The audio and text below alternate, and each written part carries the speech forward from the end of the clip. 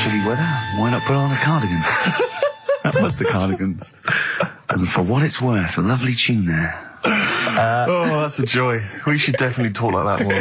XFM 104.9, Ricky Gervais, Steve Merchant, Karl Pilkington, alright? Alright. Yeah? Right. Well, we got a jam-packed show today. We got so many we got more features than Carl's got on his face. which is about the same as Morph. Yeah. Very few. It's just really a head, isn't it? A little. That's where I've seen him before. More. On Take Heart. Yeah.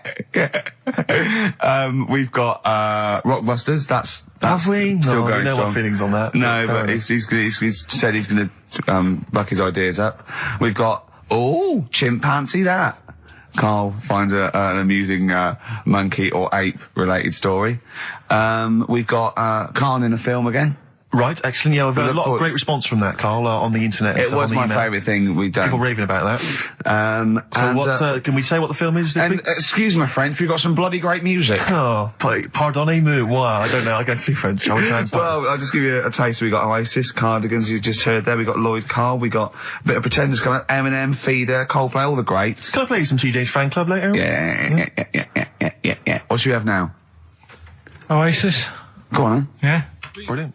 Oasis and Songbird. It's a nice little ditty It's all right, yeah. of a It's not too Saturday. bad. Yes, thank you. XFM 104.9, Ricky Gervais, Steve Merchant, Karl Pilkington. I think we should go straight into it, Karl. I think we should do the competition. There's Karl in the corner. It seems a little premature. Do you reckon? Yeah, I Do you think reckon we so. save it? It's Yeah, so good. We exactly. should tease it out of them. Well, it's a big thing. It's just that I've got absolutely nothing to say.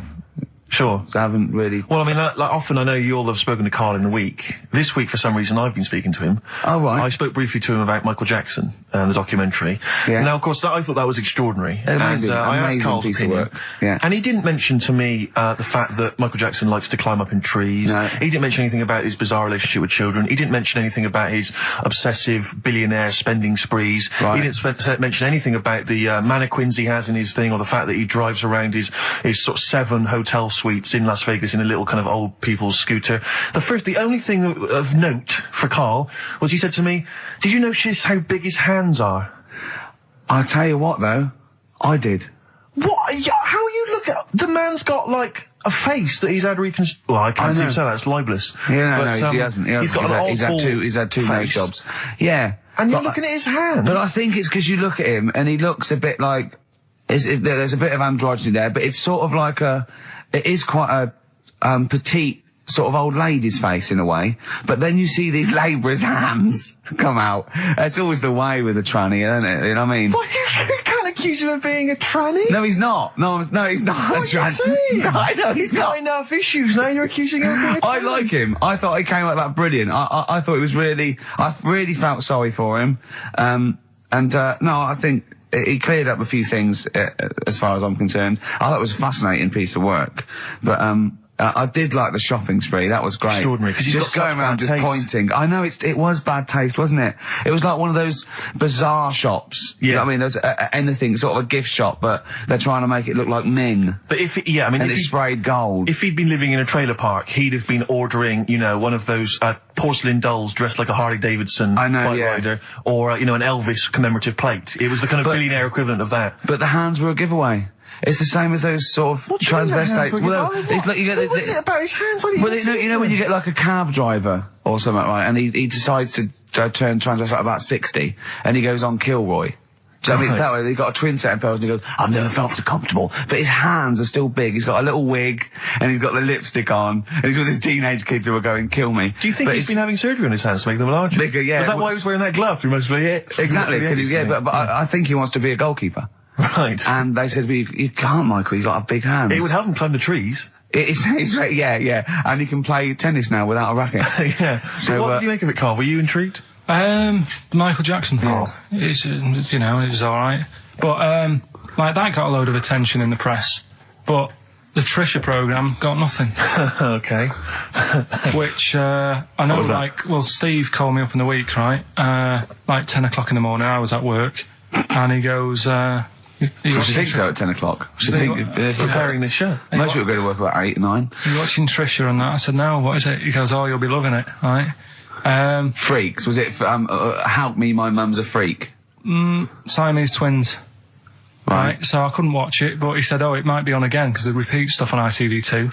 Right. So I had my dinner late, right, instead of having it at like 1 o'clock like I normally do, Yeah. I had it at like 2:30, Yeah. sat in the office, put the telly on, ITV2, these Siamese twins. Did it blow your mind? It was amazing.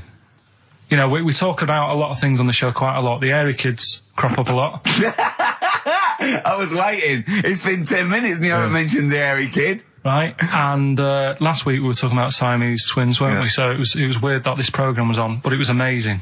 I mean, what I did think you you can't refer to them as Siamese twins. I think they're known as conjoined twins. Why? I think Siamese is maybe considered derogatory or as an old antiquated phrase. Yeah, I think it's because the first famous ones were actually from Siam. Right. And that doesn't exist anymore. No, it's conjoined, Carl. Yeah. Get the phrase right. But you think that if that's happened to you, that wouldn't be that sort of offensive. The names that you must get called. Right. You think that's least of your Siamese worries? twins, I'd say, well, that's, yeah. Now, were you stunned by where they were connected? Just live with it, we'd say. Right. Because they were connected, of course, at the forehead. Oh, Sort of, which was quite extraordinary. God. What if one had bad breath? That wasn't a question that Trisha asked. Annoyingly, because I know that much of the audience was thinking that. There's a few things that didn't crop up. What questions would you have asked of them? Because what things did you feel weren't mentioned? I'd love to just watch Carl watching amazing things. Exactly. Do you know what I mean? It's like early learning thing. Mouth slightly open. Yeah, some mouth slight open, saliva. dribble, looking round to see if anyone else has seen it. You know, I mean that. Like when a cat sees a bird land on the balcony. Exactly. It can't believe it's luck. I'd probably say, how do you buy her, like, a birthday present? A surprise gift, yeah. Because everything's ruined. Sure. Right? I'd probably ask, Yeah. Well, did you not think it was interesting that one of them had a boyfriend? well, that was a bit weird, wasn't it? Uh-huh.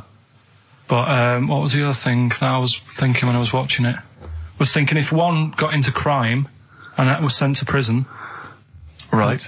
what would happen? How would you handle that? It's brilliant. It is brilliant. If a chimp could talk. And what was the other one? The other thing was, what did he talk about? Because it's not as if you can say, oh, guess what I did today? Do you know what I mean? Yeah. So,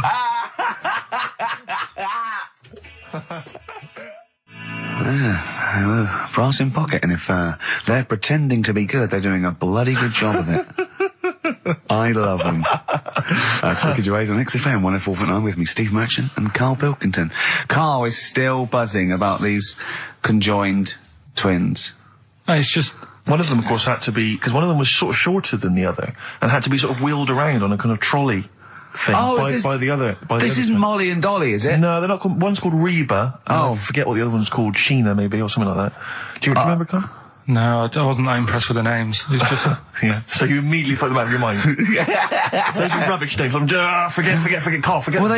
They're gone. Were they British or American? Yeah, American. Oh, because I've seen some American ones on Well, Jerry bizarrely, Springer. one of them was apparently a country music star. This is Molly and Dolly. Well, they're not called The Molly one that and joined Dolly. at the Oi. The one that joined But they're at not. I think you've made up the Molly and No, Dolly. it was on Jerry Springer. There's a little one that sits on a seat, and the other one carries it round, her around. They're not called Molly and Dolly. There was something like that. They're called. Well, we know that one of them's called Reba, and I forget the And other one one. was a country and western singer or something. Yeah, and but she was saying, "Yeah, I've just made a movie. It's coming out shortly in theatres." Is your And the other sister one in said, it? yeah, and the other one said, "Oh, I'm not involved." It's utterly bizarre because they live there. They work so hard to live their lives separately. Yeah, they say it's You all. know, Yeah, exactly. of course. So, Yeah. You know, they try not to. So she's talking about her music career, and the other one's sort of not taking any kind of credit for it, which is nice, I it's suppose. weird though, because when she was singing as well, the other one just stands there. She doesn't join in. She doesn't sort of dance. Offer backing vocals. Do you know what I mean? Make a group out of it. Yeah. A duo. Yeah, well, but it seems like we're sort of being horrible, but we're No, not. we're not. I mean, it's a Well, really no, bad we're thing, laughing but- at Carl's amazement at this phenomenon. Sorry, I just got to say we're not. You know, taking the Mickey. The really weird thing about all this, right?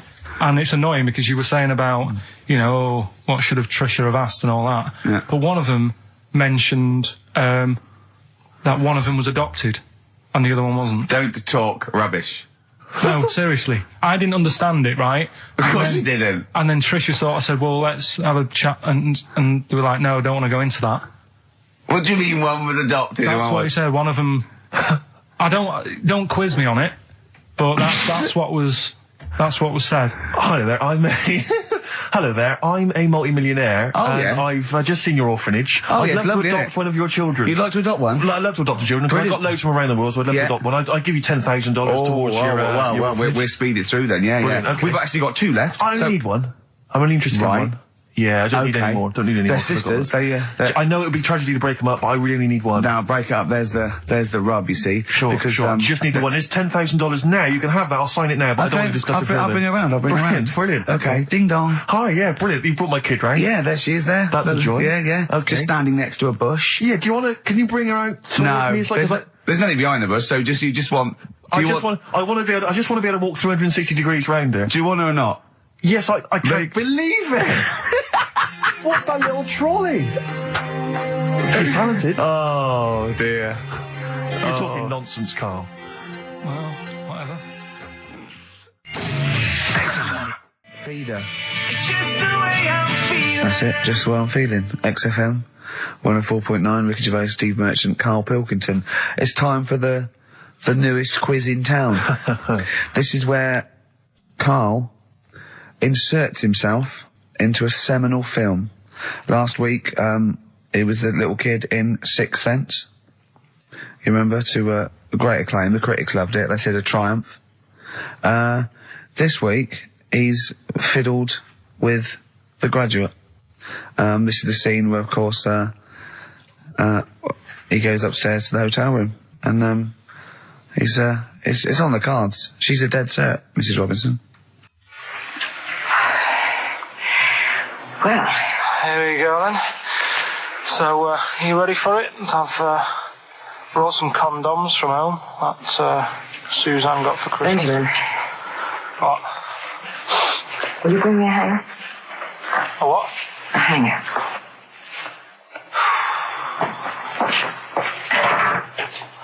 Tell you what, I've got wood. What? Just saying, I've got wood. I've got metal ones as well. What sort do you want? Either one would be fine. All right. There you go.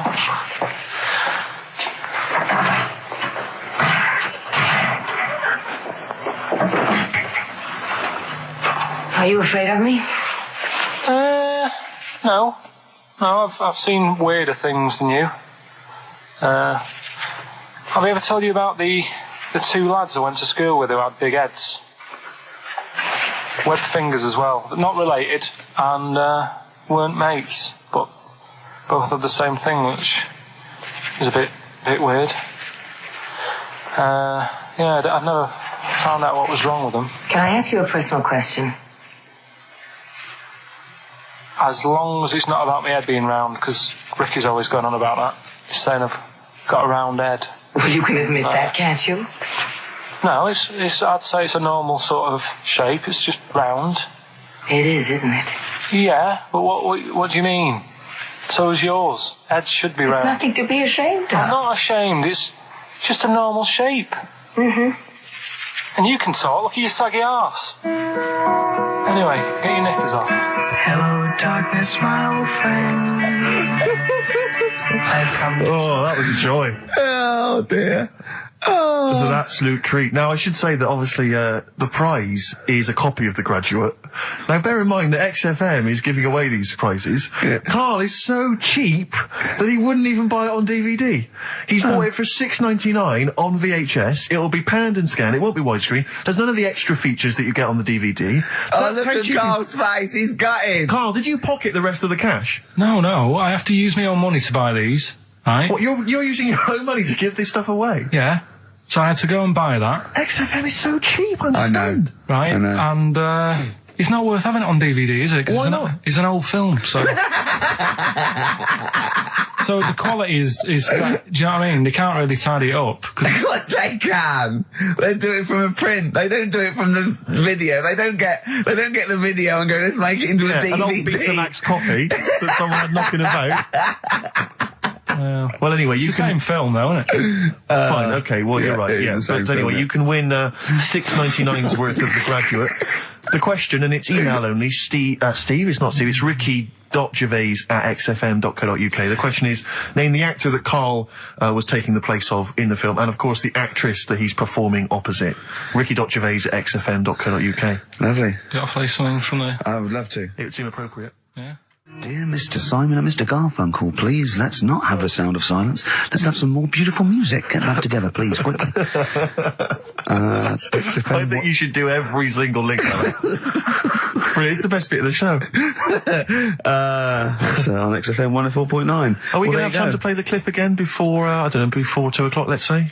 Are people not listening to the question? Is that what you're... Some people are not listening to the question. Oh, dear. Okay, we'll play it again at about 2 then. And personally, any excuse to hear it again, because I thought it was I think Karl should go out and get the DVD. I think it's embarrassing to give away the Yeah, the you have to get it. You have to go out and buy the DVD later. Karl, on the DVD, it's got a booklet, it's got an audio commentary, it's got behind-the-scenes features, and it's got this pristine widescreen version of the film. You've got some cheap $6.99 version. Yeah, and on so VHS. because you were being mean, because it was your own money, you're gonna have to waste that now because no one wants it. So it's gonna cost you twice as much as it would have done if you just got the DVD the first time round. A valuable lesson learned. Yeah. I've rewound it. There's a penalty if you've not. No, you haven't rewound it. Go and get the DVD later. Were they going to win the DVD? No, I looked at the DVD and it was 18 quid. I'm Go not and paying get 18 it quid for and it. claim it back. No, you've got to wait. What a ages. cheap station this is. It's outrageous. I mean, Well, do you want to go on with the other prizes with what we're giving away later? What is this for Rockbusters? Well, we don't give away prizes, we throw away prizes. Yeah, it's cleaning out Yeah. some drawers at XFM. Go on. I'm just having a quick look through before I... because we've sort of revamped Rockbusters a bit. There's that extra bit in it now, isn't there? That audio bit. You're selling it, your big sell. Oh, we're There's not a going DVD straight there. into that yet, then. There's a No, DVD. no. There's a DVD there. What's that? I'll go through them later, Rick. I just need to absorb it. Don't get excited, mate. So, who did Karl play in the clip? What actor's place did he take, and what actress played opposite him?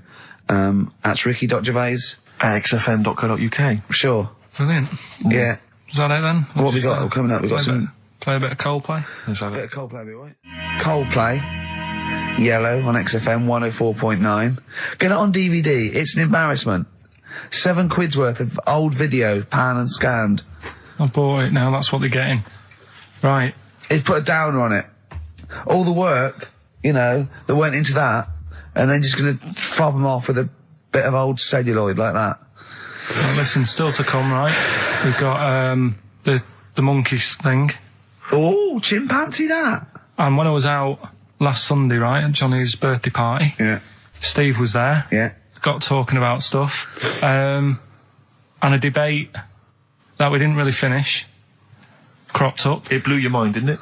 Amazing. Oh, I know about this. Steve told me. This is the infinite amount of monkeys. Or a monkey with a typewriter and an infinite amount of time would eventually come up with the works of Shakespeare. Yeah. There was no debate. It's a philosophical, mathematical problem. There's no debate. It's true. It wouldn't happen. No, listen, Karl, listen. Infinity sorts it all out for you, right? An infinite amount of monkeys at a typewriter, right? They do everything. They type everything. Infinity just sorts it all out for you. There's no getting to it and they're going, oh, well, let's have a look what they've done. This one's come close. Did Romeo and Juliet. It would do it all. It would type everything ever possible, conceivable. Yeah, but... It's a mathematical... Well, infinity we've heard sort- your side of the argument, Rick. And I'll be honest with you, it's a persuasive one. But let's hear Karl, because he heard about this in a pub last week. Yeah, so what's your he's got some problem? strong What's your ideas problem with himself. it? What's your problem with it? Well, first of all, right, you're saying it's a load of monkeys. It's not just one monkey that Depends. can live forever. No, wait. It's either a chimpanzee with a typewriter with an infinite amount of time. He would eventually, by definition, mathematically, type everything ever possible. Okay, or it's an infinite amount of chimps with typewriters, and one of them will type it first time. But already that's not right. You either need to have What do one you mean? monkey. What? You mean Let's hear his employment point. laws? He What do you mean can't- it's not right? Let's hear him out, please. If it's one monkey Yeah. with a typewriter that's got loads of ink in it and that, right? At least it knows what it's done in the past. It's not. Keep going. Crime. If you've got a load of monkeys, it's like if you have too many. What's that saying about too many chefs? Too many spoil- chimps spoil the soup. Right, well, it's the same thing. It's like, well, I didn't tell you to put salt in it. I was going to put salt in it, and it messes it up. Whereas if it's just one, they know what's gone on. So what I'm saying is... honestly, just leave him go. I can't be bothered, I want to hear, I want to hear the rest. This blows my mind. He doesn't know what this does to me. It's a mathematical problem. I want to hear the rest. Well, it's just, I just don't think it will happen. What do you mean you don't think it'll happen? Infinity works it out for you, by definition. Well, what's stopping them typing the same thing again? They would. In fact, the problem should be, if you had an infinite amount of time, that it would type, it works for Shakespeare an infinite amount of times, and everything else an infinite amount of times. But, you know, that's not as... But not Shakespeare. Oh! Shut up! You idiot! Rick, do you know what he said to me? I said to him, I explained it to him. I said, God. you've got an infinite number of monkeys, infinite number of typewriters. They will type the complete works of Shakespeare. He said, have they read Shakespeare? You're an idiot! Play a record. said, no, I'm not having this they're not conversation. doing it from I'm not memory. having it. I'm not having it because it really, really winds me up. But you're saying they'll do it with no spelling errors. Well, they do it an infinite amount of times.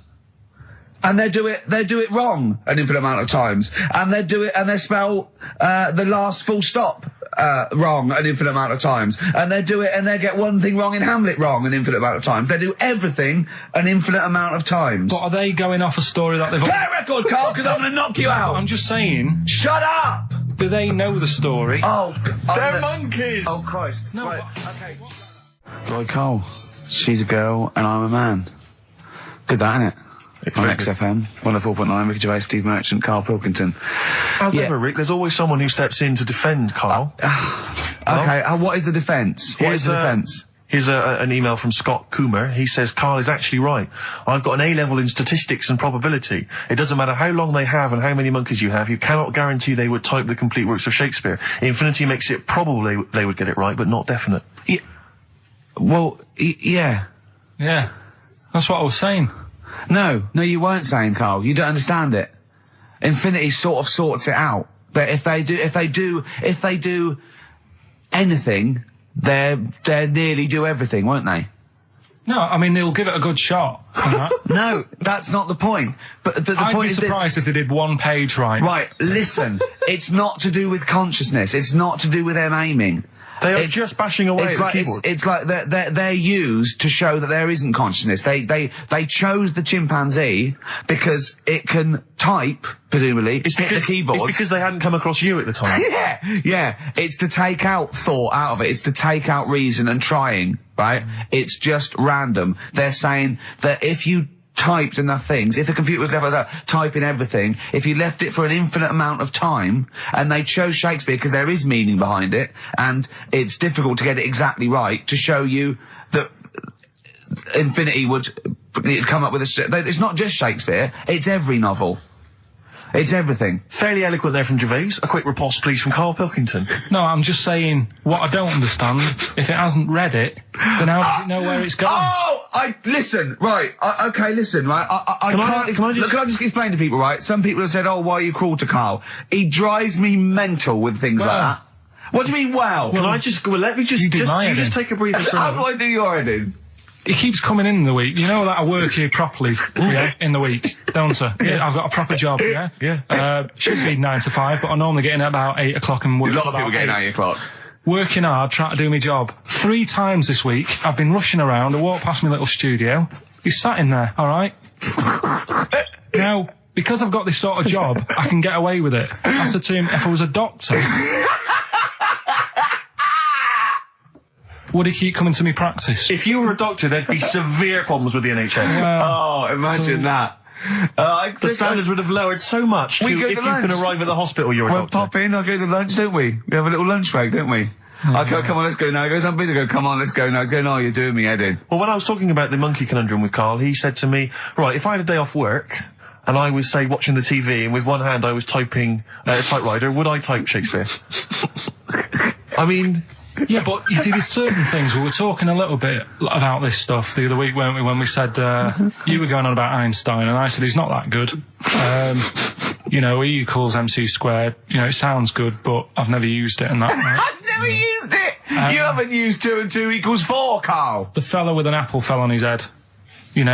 it could have been anyone sat under that tree. Do you know what I mean? It's just annoying. Lucky. And It just happened to be a genius. Newton gets all the credit do you know for what I his mean? laws of the universe. Well, other people were working whilst he was having a lunch break under the tree. Okay. So in a way, it's like he didn't deserve to have that success story. Again, forget the apple and the tree and whether he was sitting down having a lunch break. It's totally irrelevant. Yeah, but what I'm saying is there's certain things that will just happen. You know, it's like, I think we were talking, when we were out eating the other week, we were talking about Noel Gallagher. Well, this is reason the monkey discussion came up, right? Noel Gallagher. I don't know what to say. I don't know what to say. Rick, I don't want to misquote Noel. I'm gonna be like Herbert Lom in Clouseau. I'm gonna get a twitch whenever he opens his mouth. I don't know where to start with some of his statements. Well, as I say, this discussion began because we were talking about a quote that Noel Gallagher supposedly gave. Now, I don't want to misquote Gallagher, but the gist of it was that he said, had I written Wonderwall or whatever,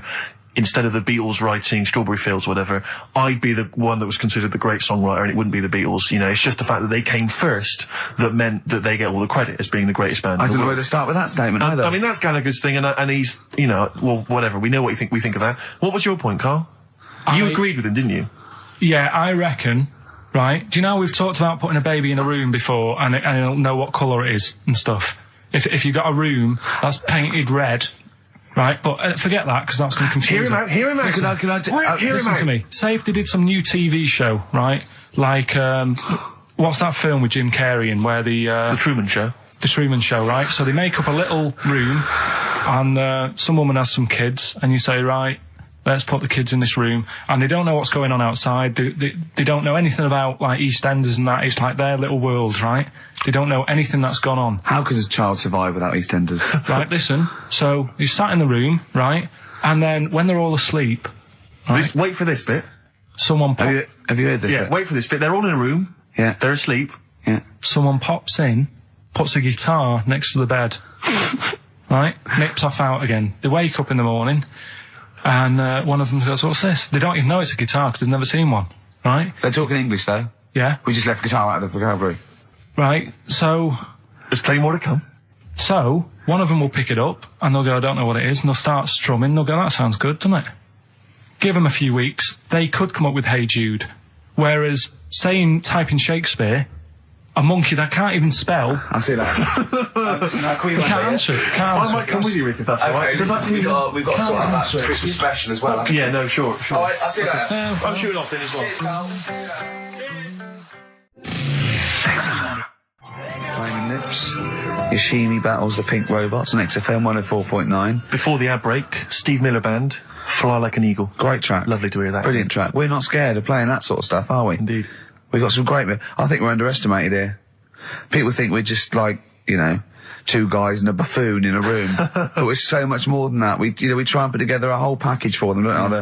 For their Saturday afternoon listening pleasure. If there was an infinite number of us three in an infinite number of studios, broadcasting for an infinite number of shows, would we ever do anything half decent? Yeah, we eventually... Would we ultimately come up with something quite good? What was that email that you were laughing at? I can't, it's too rude. What does it say? It's too nasty. Oh, God, give me the gist of it. The gist of it was that it would mean that if there was that infinite number of monkeys, eventually, besides the fact that they would type the complete works of Shakespeare, they would also type the sentence, "Karl Pilkington is a genius." But the email also said it would also type, "Ricky Gervais is I can't say the word, but I know. Yeah. But a number of times they type it and write, "Karl Pilkington is a genius," and Ricky Gervais is a cund. Exactly. Yeah, that would be there a lot. Yeah. Before we carry on with anything, I should just tell you, we're on the subject of emails. There's one emailer we're always looking forward to hearing from. Dickers! Richie Anderson! Dicky Docky Doo! Richard Anderson, thanks for emailing. He's my biggest fan. He's now. one of the biggest fans. He absolutely loves me. But not afraid to offer some constructive criticism. Go on, That's the what's he great said? thing about Dickie. And from Anders this week, he says, "Ricky, I'm lazy, I talk nonsense, I'm badly organised, and I believe in ghosts. Can I have a job working on your show?"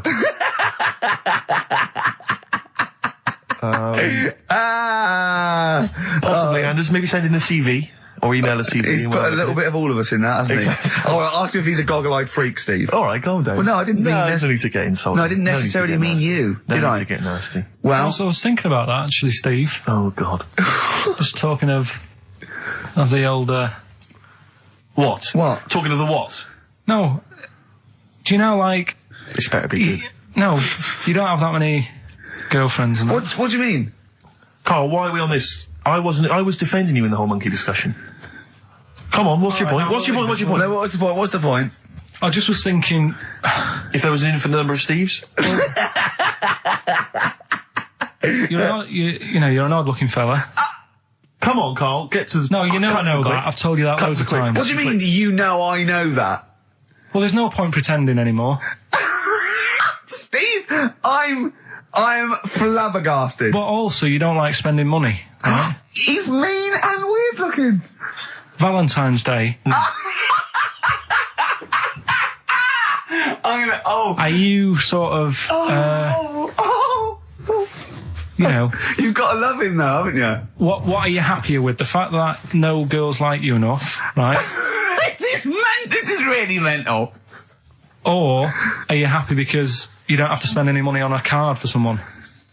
A little from column A, a little from column B. Right, let's have more monkey news. What have we got? No, we've got so much to get into this show. Insults. We don't need stupidity. the insults. I think we've got enough. We don't need the insults. Yeah, there's no more insults. No more What insults. angers me with Carl is he's been planning that. No, I haven't. I was thinking about it on the way in because Valentine's Day is coming up and I'm not a big fan of it. Condoms? You bought your girlfriend a box of condoms for Christmas. I don't think you can have a go at me. To be fair. No, but I don't just treat her on Valentine's. I'm always... Do you know what I mean? You don't even treat her on Valentine's. You don't even treat her at Christmas or on her birthday. When do you treat her? Hang on a minute. Wait a cotton picking minute there. Oh, why I order. Wait a minute. What was that? Tiffany dog. I treat your girlfriend better than you, and I've only met her twice. I took her out last night and she enjoyed herself. Where'd you go? Until she had to write the check. Where'd you go? Where'd you go? To a chippy. A really... No. Play a record! It's a chippy? No, a really quality one. Right. Oh, God! Under a fiver for two. Oh, nice blocks. wrapping. Not newspaper, greaseproof paper. And bread. Ash, and sometimes on XFM 104.9, I'm Ricky Gervais with me, Steve Merchant and Karl Pilkington. Right. We've got so much to get through. Alright. London's shit, innit? Sorry, I shouldn't swear on air, my studio. Never swear on an on-air studio. Yeah. Apologies. Not really swearing, is it? I'll tell you what swearing is. Yeah, Graduate. You're going to play that again and give a winner. Give a winner. Well, let's hear it. So it's Karl Pilkington featuring in The Graduate. Yeah. Yeah. Well, Here we go then. So, you ready for it? I've brought some condoms from home that Suzanne got for Christmas. Benjamin, What? will you bring me a hanger? A what? A hanger.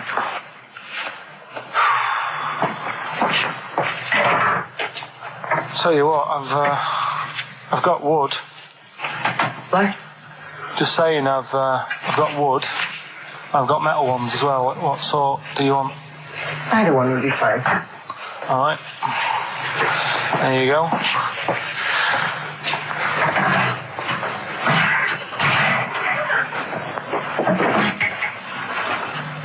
Are you afraid of me?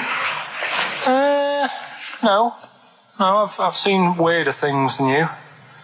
Have I ever told you about the two lads I went to school with who had big heads? Webbed fingers as well. But not related, and weren't mates, but both had the same thing, which was a bit weird.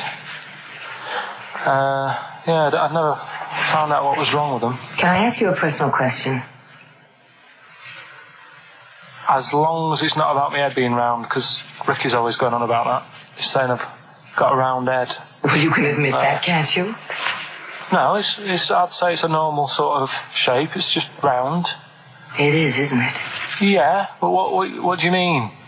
So is yours. Heads should be It's round. nothing to be ashamed of. I'm not ashamed. It's just a normal shape. Mm-hmm.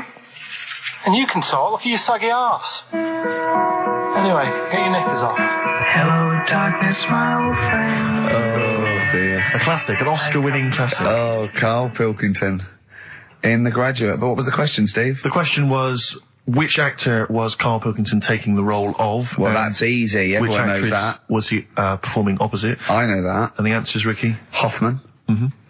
And, Bancroft. Anne Bancroft, Dustin Hoffman, and the $6.99 VHS cassette is going to Laura Gomez because she says that she'd be happy with the VHS, not the DVD. So, best of luck to her. I hope she enjoys that. All right. Yeah? What we do next week?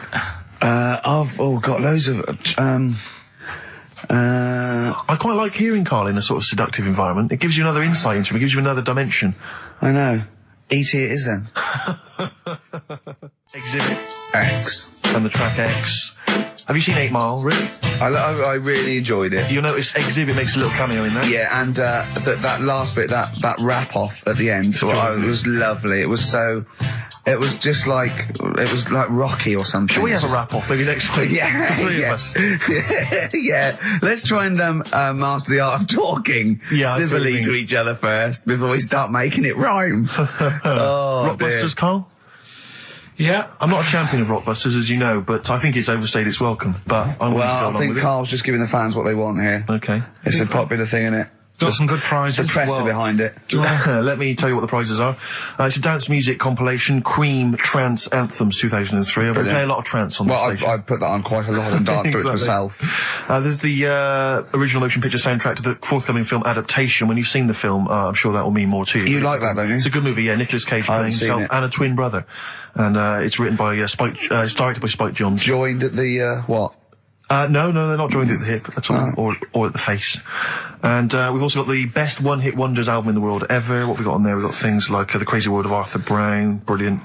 Nana, 99 Red Balloons. The Rembrandt. In fact, it kicks off with Nana. Sure. That's followed up by I'll Be There For You, the theme from Friends by the Rembrandts. Yeah. And of course, Breakfast at Tiffany's by Deep Blue Something. Brilliant. Deep Blue Something. Is that the worst name ever? I think it possibly is. No, Sixpence None the Richer. Sixpence None the Richer. That's a Quite pretty bad name. Okay, again, I know we've got a lot of chill-out fans who listen to us, so the best chill-out album ever. Yeah. Bear in mind, of course, all these prizes collated by Karl from, I guess, people's drawers. Yeah, maybe look in their the bags. drawer, look in the drawer.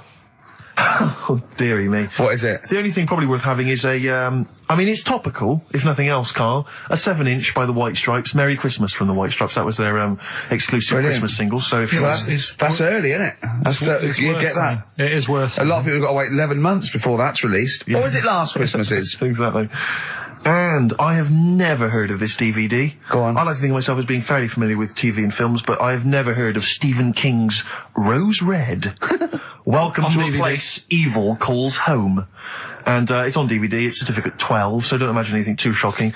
And it looks appalling. Is Rose Red Mansion truly haunted? To find out, Professor... Okay, we've got the gist of it. They're It's a not living very place good of- prizes. They're cobbled together, but if you've got nothing better to do, call in if you know the answers to these clues. It's Rockbusters. Let's not Right, let them call so in, Rick. I Please don't give let you- these people call in. I'll No, give you they're some, not calling in. It's email only. Carl, don't interrupt me. I'm just...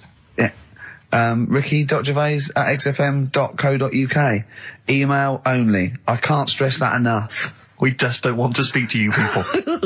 Right, go on. Right, so I give some initials out and a cryptic clue, and it makes up the answer on that. Well, sometimes it does, yeah. Go on. There's two of them, there's a new aspects, which I'll explain about in a minute. Oh, so, the first one is, cryptic clue is, well, if he would have been wearing an helmet, it would have been alright.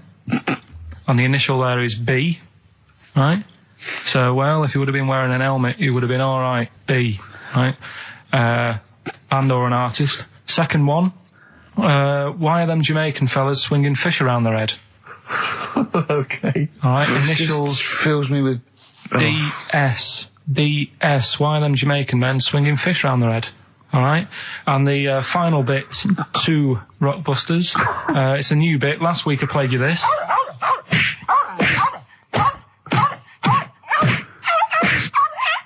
His face goes along Right? with it. That's someone beating up a dog. That was Smack My Bitch Up, right? So here's some sound effects and that, and they make up a song. I can listen to him talk Hang on, all day. let's have a listen to the effects.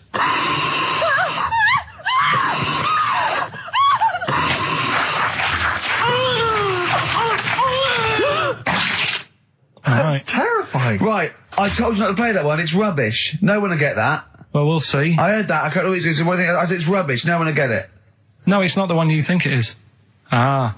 Right, so email in ricky.gervais@xfm.co.uk and you can win that stuff. I'm a little bit confused. I'm here.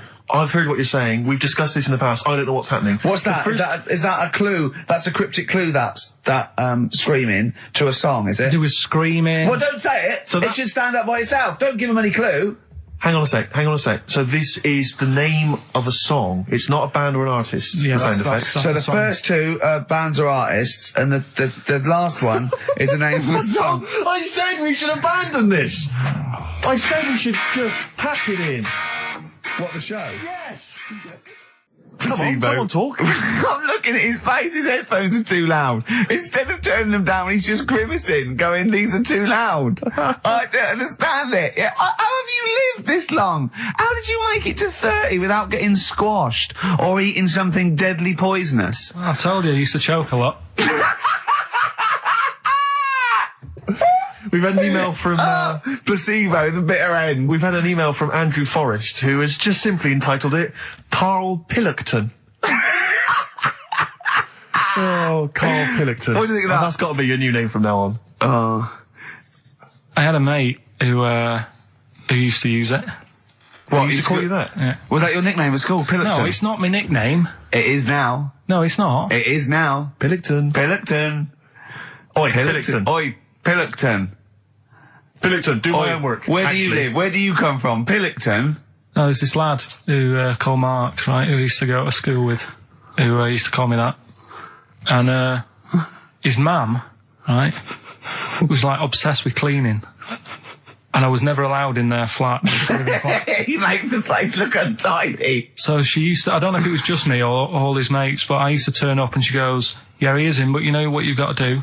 And I used to have to go round the side of his flat, and he had a computer, right, which I used to play. I didn't have one at that point, but he had one.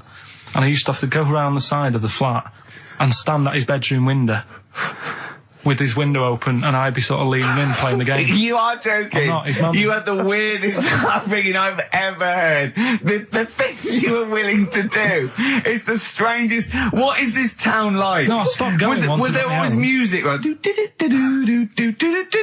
there's the horse in the house there. Oh, look at these two kids with big heads and webbed feet. All right, Ronnie. All right, Reggie. What was it like? She was obsessed. It is like you've grown up in a cartoon made for children. Yeah. No, his mum was really obsessed with cleaning. Can I play it through his window? I used to... Put Mrs. Ramsbottom, can I play it through Mark's window? Aye, you know what you have to do. She used to be up till about 3 in the morning. Is that Pilkington again? Have you washed your hands? Well, up till 3 in the morning, washing. She used to be up doing the tiles in the kitchen. Washing until 3 in the morning? It was at 3 in the morning. And for ages and ages, that saying that out on the tiles, I used to think that came from, like, his mum. Because she was out, like, cleaning them late. So, till I was about 13, I thought that saying, out late, on the tiles... Yeah. Was... And now you're not confused by anything. Well... There's no misunderstandings in your life now, is there? So was he allowed to walk in and out of the house, was he? Oh, he was alright, and he used to come round to ours a lot, and my mum used to get these pies from Hagenbach's, right? So... I don't know what that is. It's at that bakery where they used to chuck the cakes out the back, I'll tell you about. Yeah. And you at 6? He loved it, but I could never go round to theirs, or if I did, it was like, well, yeah, he is in, and I'd go, alright, and then I'd walk round the side of the flat. Stand outside. Why did you ever knock at the door? Why don't you just go around and knock on the window? Just to check he's in, because he wasn't always in his room. If he was in the lounge, he'd have to go to his bedroom, and then that's where he'd meet you. This is the strangest. And you'd play a computer game through the window. You say it was a flat. It wasn't like a 5th story one, and you had to get in one of those kind of cleaning contraptions and, like, winch your way up. I love the idea of that. So. Oh, Pilkington. So, right, we're done. What have you got me any chimpanzee that? We've got monkey news still to cram in the next. Like, let's do monkey news now. I need some monkey news. I think we've done enough here, right? What do you mean? I think we've done enough here. We'll play a little song, eh? What? Play the verb. All right. Go on, he's getting all stressed because I screamed. Sparky's Dream, Teenage Fan Club. I'll tell you, I'm sick of the screaming, Rick. I'm sick of that. I mean, no wonder Carl hates you, and that is the word I don't use often, but he does, and I've spoken to him in the past, and he loathes you. Monkey news. Give us one of the screams so the audience at home gets to taste of it. I'm taking my headphones off. No, I'm not going to scream. Go on, let's see what... Right, that wasn't what you were doing. Was it worse than that? Yes! Right, come on, monkey news. We're not going to... It's not called Monkey News. Chimpanzee, we're not going to pack all the monkey stuff in. We've got a quarter of an hour. What other show can say that? Yeah. We're not going to pack in all the monkey news. We've got 15 minutes where we can't get all the monkey information in. Right, come on. You're going to love this one. Go on. Let's have the jingle. Oh, chimpanzee that! Right, I don't know how recent this was. Oh, God. 17th century? But it happened in Hackney, right? If you're outside London, that's in a place in London. And it's this monkey that's going about Hackney, nicking DVDs. Even the monkey didn't go for videos. Even the monkey knew, well, there's no point getting on VHS. Because you're on VHS. You're having a... Throw it back. Right, and there's a girl called Lisa who works in our office here, right? And I mentioned it to her because she lives in Hackney. I said, you familiar with this? And she said, oh, I remember something about it, which annoyed me. The fact that a monkey's running riot, but she didn't know the full story, and she lives there. What do you mean a monkey? Do you mean a chimpanzee? Or a monkey? I don't know, is he a zoo in Hackney? Is he a zoo there? I don't know what sort it was, but it was like... Is there a zoo in Hackney? I don't know, that's what I was asking. So, right, get on with the story. So anyway, it's been robbing stuff, and the other bit that really puzzled me, right, is the fact that... And you're not easily puzzled by monkey news? They took fingerprints. What do you think about that? Well, they took fingerprints, presumably because they didn't know it was a monkey to start with. No, they did. They saw it, nicking stuff, and they said, get fingerprints. So that means there's more than just one doing it. I'm gonna have a heart attack. He had to fax them to Interpol. Yeah. We know that is. Yeah. It's Brian the monkey. Yeah. So sorry, I don't understand. He was stealing DVDs, specifically DVDs. DVDs, I think it said watches and stuff. What, breaking into homes? Yeah, in Hackney. Maybe. Are you sure it wasn't a kid with a mask on? No, seriously. How was he breaking into homes? They're good, up the drain pipe. They're good, aren't they? They're good, aren't they? But how would they do that? So is that the news? Well, how much do you want? Is that monkey news? For this week? Well, I don't know that it's true. Again, I've got the things... There was other stuff. There was another story that I found about a monkey, but I would like to know from someone in Hackney do you know what I mean? And I missed that one on Crime Watch, which would have been good. Right? But there was another story about one that kept getting on buses, not paying its fare. Not paying its fare? And just sat in a corner reading the paper. Reading the paper, Carl! You're an idiot. Well, that wasn't in London. You're an idiot. That was in America. It wouldn't read the paper. Why would it read the paper? Because its way of sort of going, oh, well, if I'm reading something, maybe the inspector... the inspector won't notice my hairy hands. Oh, Carl, you're such a fool! Well, Pilkington. Carl, we've just had a news flash that an infinite number of monkeys in Hackney and an infinite number of typewriters. Yeah. We don't know what for. At this stage, we've got no more information. And they've taken back an infinite amount of graduate on video. This is rubbish. See the grass, seen the light. I just think of people sort of other Saturday going, you coming shopping? I go, I can't, I'm listening to XFM, there might be some monkey news. And they waited 2 hours for that. What sort of a show has a feature called Monkey News? Well, I have to say, the monkey story has been corroborated. Which one? Well, this one, it says, police in Britain this week are on the lookout for a very different kind of burglar. A chimpanzee who has been sighted breaking into a house in Hackney, stealing a mobile phone and leaving. The chimp is also the prime suspect in a break and entry in a nearby house where part of a radio was taken. One policeman stated that it might have been trained to steal, but a monkey's not going to think, that's a mobile phone, I'll just have that. Look at Carl's face. Yeah. Fact. That's fact. So, Rockbusters then. Yeah. Get these out of the way, we're running out of time now. I have to say now that we've had no answers that have attempted even to guess all three. Right, you see, that's because you're an idiot. Right, okay, right, do the questions and the answers, and if I think that it's either too hard or ungettable because it's stupid, we're binning it. Alright. I thought we'd already binned it, I'm annoyed that... Right, come on, do it quickly. The first one was, well, if he would have been wearing an helmet, he would have been alright. Right, what's the answer? That was B. What's the answer? Busted. Right, that works. All right. That's fair enough. Did anyone get that? I assume some people got... No.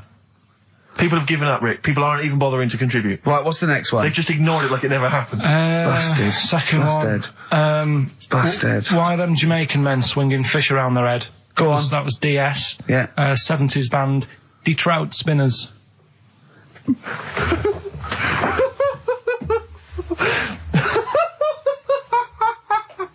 The Detroit Spinners have become the Detroit Spinners. Yeah. Okay. Brilliant. And then the final bit, I play you some effects. They went like this. Let's hear this.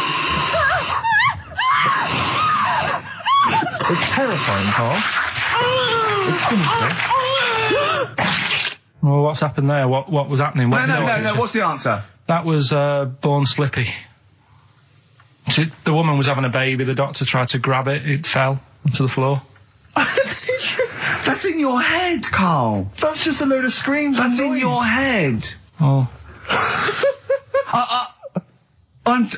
Do you know what? I haven't even got onto Born Slippy. I'm still on the Trout Spinners. Well, let's put a song. That's it. I don't know what to say. A song for the ladies, surely. Did anyone get any of those? Let's end with Nick Drake and the Beautiful Riverman, and we'll see you next week. And hopefully, Born Blockbusters Slippy, will be Trout Spinners. ditched. Detroit Spinners. Well, don't keep saying.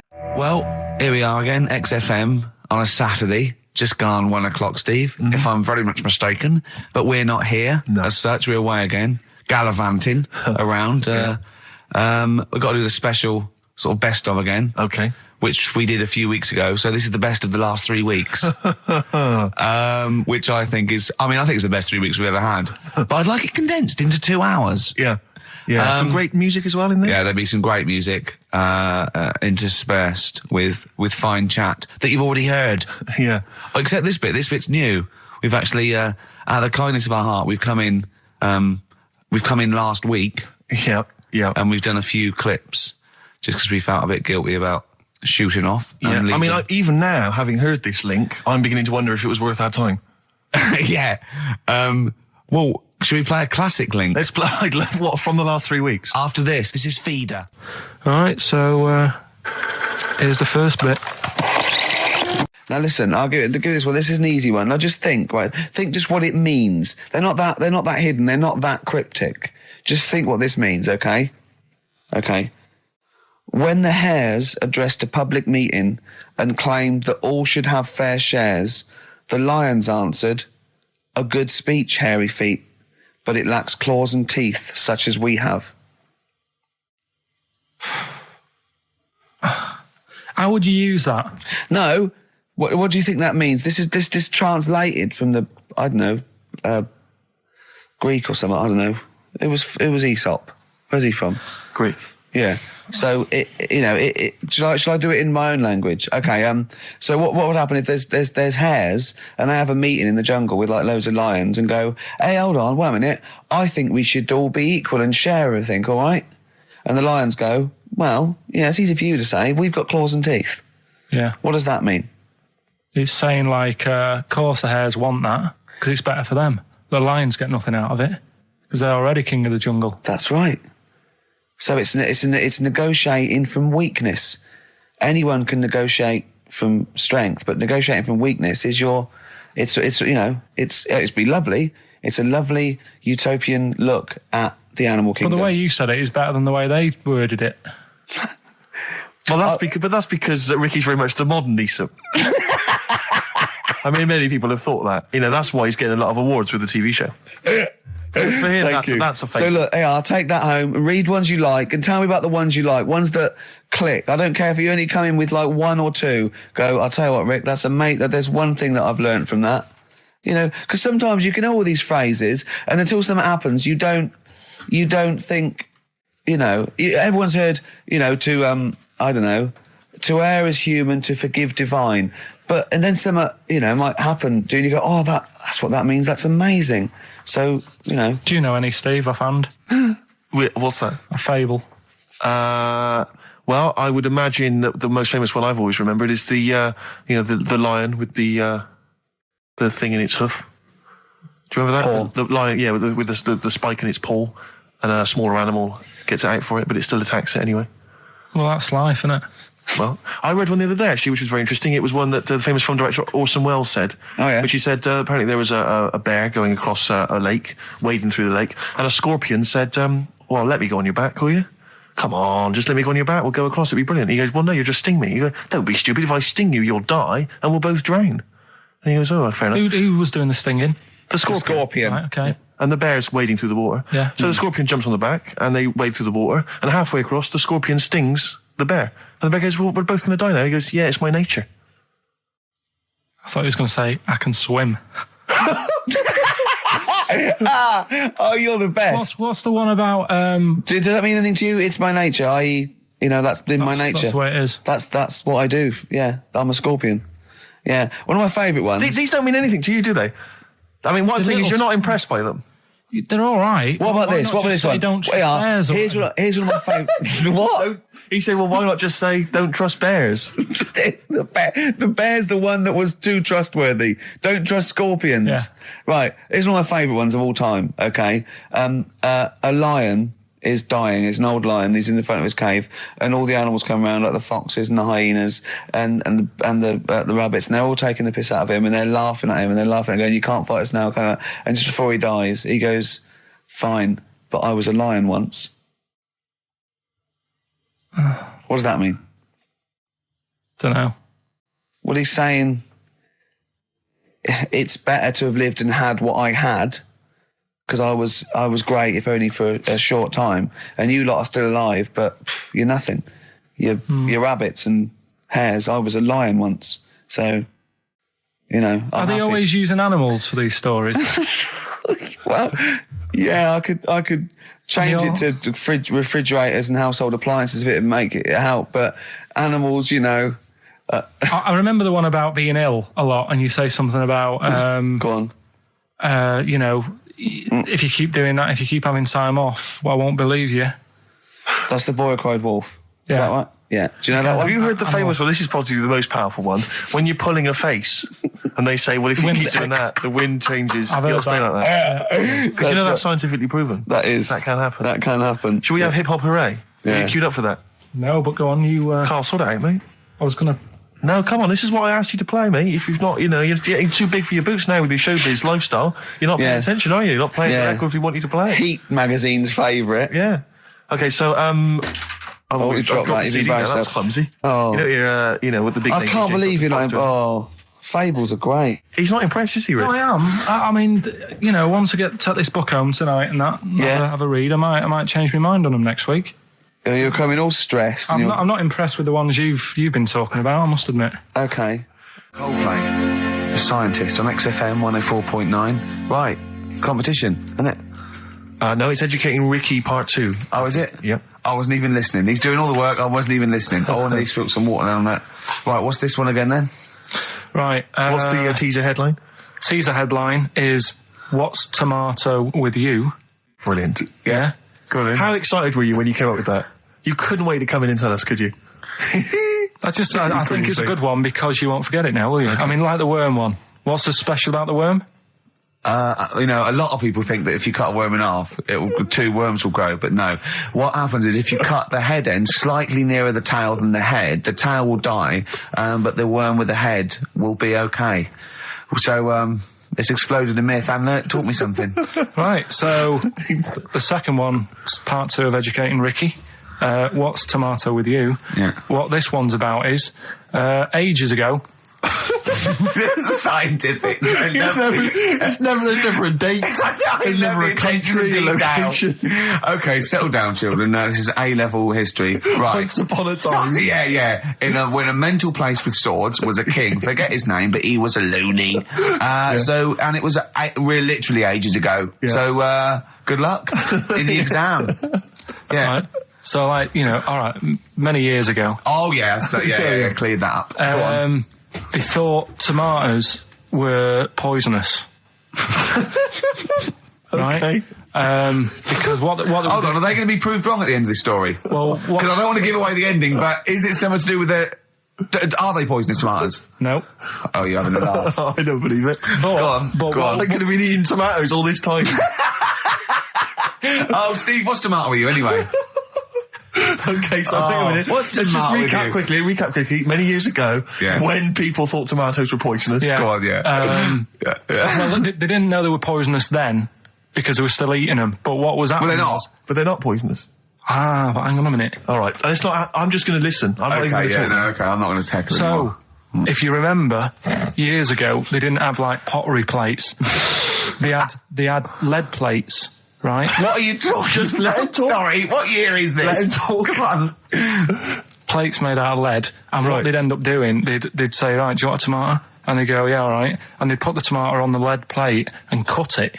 And because of the acid in the tomato, right, it would sort of make the lead runny, and the lead would go into the tomato, and they'd say, oh, it's lovely this, and they'd be eating it. They'd get food poisoning, lead poisoning, what have you, and they'd be really ill.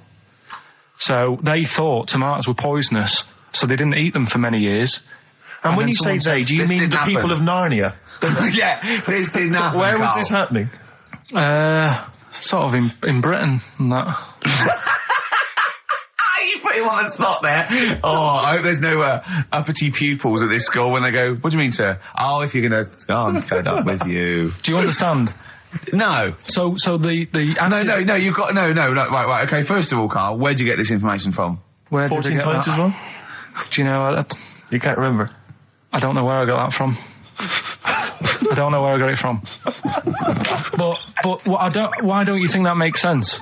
But, what? Someone once got lead poisoning from a tomato? Not just one, loads, and then all of a sudden. No. Why is this educating me? Because I'm telling you that tomatoes, you I eat them. can't take anything away from this. I don't know what to take away from this. What have I learned? What have I learned? Don't mix lead with tomatoes. Why is this educational in any shape or form? What are you telling me? A long time ago in the land of Glunk, right, where the ninnies did slib, right, they thought tomatoes were poisonous because they ate plates of lead. What are you talking about? Yeah, but we all know tomatoes aren't poisonous. Is that what we're taking from the story? Is that the moral of the story? Don't believe these people that I'd never heard of before. What are you talking about, Carl? I think it's a bit weird. It's a bit weird, yeah. These the same people that were spreading those malicious worm rumours. My hangover's coming back. I've got to get some water. Play a record that was rubbish. There's that one that a bloke, right, was going to get a phone call at 4:00 to find out if his business was, okay, right? And if he didn't get the phone call, he knew he was broke, destitute. So dead on 4:00, the phone didn't ring, so he went up to the roof, his office, and he jumped off to commit suicide. And as he was passing his window, the phone was ringing. Oh, no. Carl, it didn't happen. Didn't happen. Think it through. Think it through. Who told that story? Who told that story? As he hit the pavement at 120 miles an hour. He's the only person who could have known that series of incidents. Also, why didn't And he he's wait? dead. As his life's at stake, why didn't he wait till 5 past? I was going to give it 5 minutes just in Just case. in case the lines are busy. Yeah. And what sort of bloke goes, I'll call you at 4, okay, if your business... Well, call me anyway. No. If I don't call exactly 4, then, you commit suicide. Commit suicide. I would, because if I don't call at 4, that's the end of it. Well, call me anyway. No, that's not the way I work. Why can't you just call me and tell me the other way? Well, I'm telling you how I do it. If you're bust, I don't call. Can't you just call to verify in case something goes wrong? What if it's engaged? If you want to be engaged, just commit suicide at 4, please. It didn't happen, Carl. This is the Best Of Show on XFM 104.9. I'm Ricky Gervais, with me, Stephen Merchant. Yes. I hope you're enjoying the Best Of. I know what you're thinking. If this is the best, my Christ, what was the rest like? Well, we'll be back in a week's time, so you can judge it for yourself live. But anyway, in the meantime, this is one of the best clips I've ever heard. Oh, I'm laughing just thinking about what it might be. XFM 104.9, I'm Ricky Gervais, with me, Steve Merchant, Karl Pilkington. Steve. Well, we were talking about the news just now, and there was a story I heard in the week. I think it was on the radio, and I don't know all the details, but what I heard was that a number of, I think it was Falkland, maybe Gulf War veterans were, I think, suing or complaining to the government because they wanted compensation for post-traumatic stress disorder. Now, I don't know all the ins and outs of it, but it seems to me that if you're in the army and you're a soldier, a certain degree of trauma is kind of inevitable. I mean, after all, if you're any good at your job, you are going to see people getting killed. So I don't understand what the ins and outs of it are. I don't know why. When he came back and Tony Blair met him and go, all right, well, not really, no. Go on, what's the matter? Well, there was people shooting at us and everything. It was all muddy. Well, calm down, don't cry. Well, I will cry. There was a drill sergeant just kept shouting, saying, look at you, stupid boy, where's this gun's not clean? I just cleaned the gun and it was fine, and now he's telling me to clean it again. Yeah, the boots, they were shiny. Fine, he was he's got to do that, it's more distant. His neck was as big as his head. Well, yeah, but you don't know what they, I don't know what the ins and outs of it are, but... what you got to do is make sure you know what you're going into. That's what I do. You got to check the small print. So if I was, going over to like the Falklands or, the Gulf, I'd put my hand up and go, will it be horrible? I go, you at the back, yes? Will it be horrible?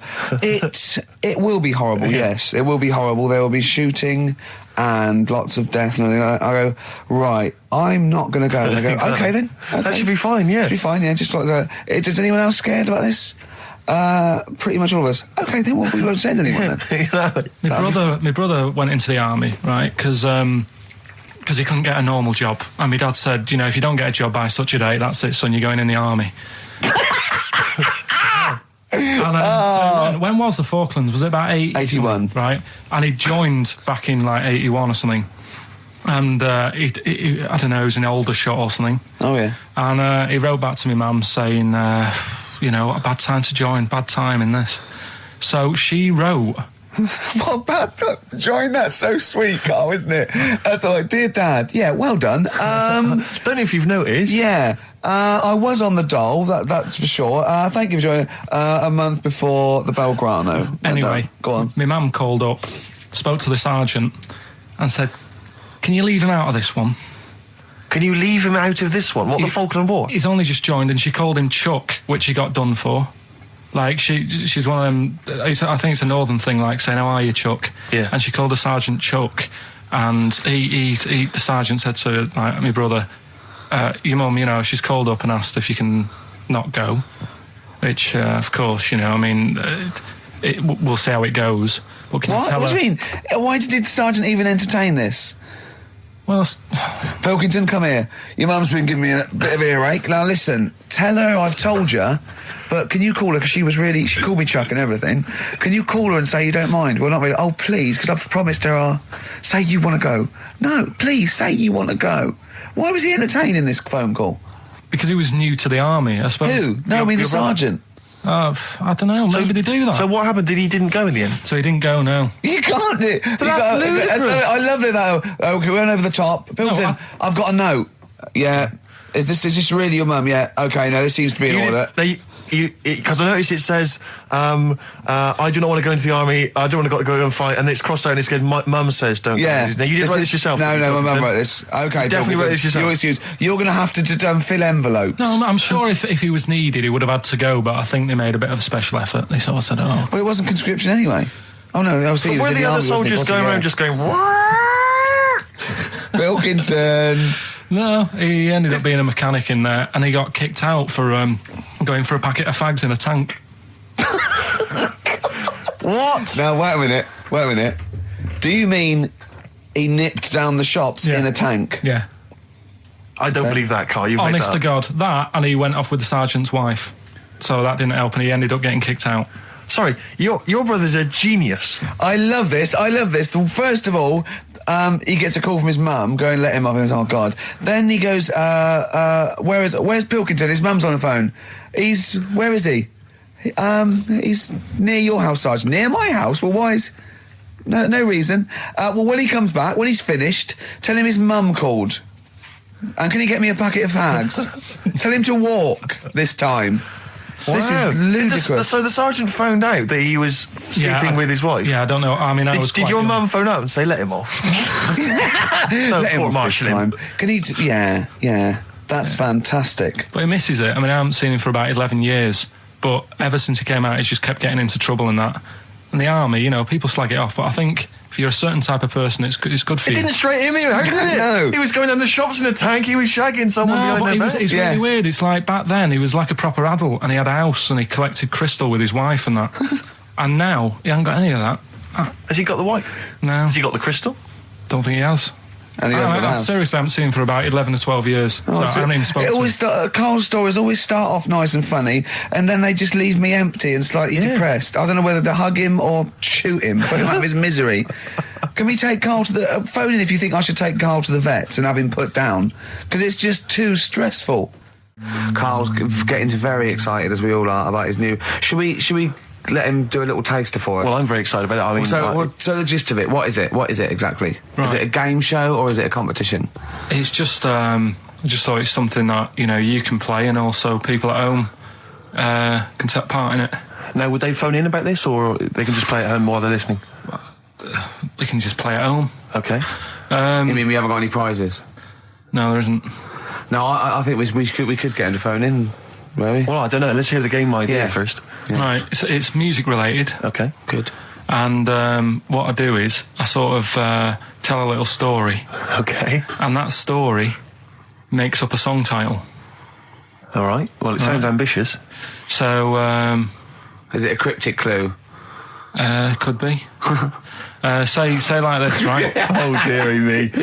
Oh, dearie me. Say like this. Right. This woman, right, she's pregnant. You know the answer to this one, so don't be saying anything. This is just aimed at Steve. Okay. Right. This woman has a baby. Yeah. She's pregnant, has a baby, and the doctor's there in the hospital, going, "Oh yeah, you've got a lovely little baby." Oh, here. you told me that this is. Oh, this guy. Got a lovely little baby. It's just coming out now. You'll be able to see it in a minute, and it's like covered in gunk and stuff. Yeah. And he's going, "Yeah, it's nearly here. It's coming out. I see its little head and that." And he gets hold of it, and it's full of all this gunk. Right. The baby's full of gunk. Yeah, like the covered in gunk or full of gunk. Covered in it. Right. And he goes, "Here you go. Get hold of your baby," and he drops it.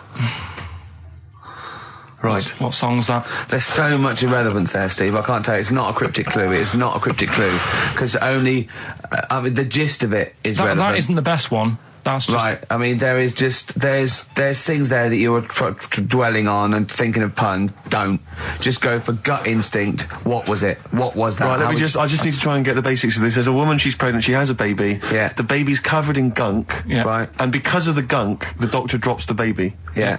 And that's all I need to know. Yeah, that is all you need to know. Yeah. The pregnancy is largely irrelevant. Okay. What are the key elements? It's the birth and the doctor dropping it that are the irrelevant. The relevant birth thing. and the dropping of the baby. Yeah. I've absolutely no idea. I can't even begin to guess. Think about what's happened here. Oh, Carl, she's had a baby. The doctor's trying to deliver it. He's saying it's a nice little baby you've got here. This is all irrelevant. This is all irrelevant. Right, let me tell you this. So just to be fair to Steve, so he can get into your mind. Right, this is not a traditional cryptic clue, logical problem. This is Carl. What song am I thinking of? Right, that is Underworld, Born Slippy. I have to say, actually, that makes textbook sense. Yeah. No, that does actually. No, I'm sorry. Do you like all the story about it's all right, you can see it in a minute, or is it covered in gunk? Yeah. No, I agree there is some extraneous detail, but I have to say... Yeah. That Born was good, because it was... That's the good bit. It was Born was good, yeah. And Born Slippy... no, I was quite impressed by that, Carl. I have to say, no, to be fair to you, I'm not just patronising you. Oh, well, wow. I actually think that was really good, and I disrespect Ricky Gervais for slagging that off, because I actually think that was quite good. Well, let's go ahead with it then. I feel we could maybe open this up to email correspondence or or the let's phone go lines. for it then. Okay, this is Karl Pilkington's new game show idea. It's just what's the song? Karl Pilkington presents What's the Song? Ladies and gentlemen, please welcome to the stage Mr. Karl Pilkington. There's a fella who was in a coma for 20 years. Just they kept like taking him through like the normal day. They take him to Alton Towers and stuff. Doesn't know anything about it. Just kept going through the motions. Don't know if they kept charging him. Kept putting him through all that. He eventually came out of it. 20 years. And went, stop taking me to Alton Towers, it's shit. I just thought, imagine how much post he had. Eh? How much post?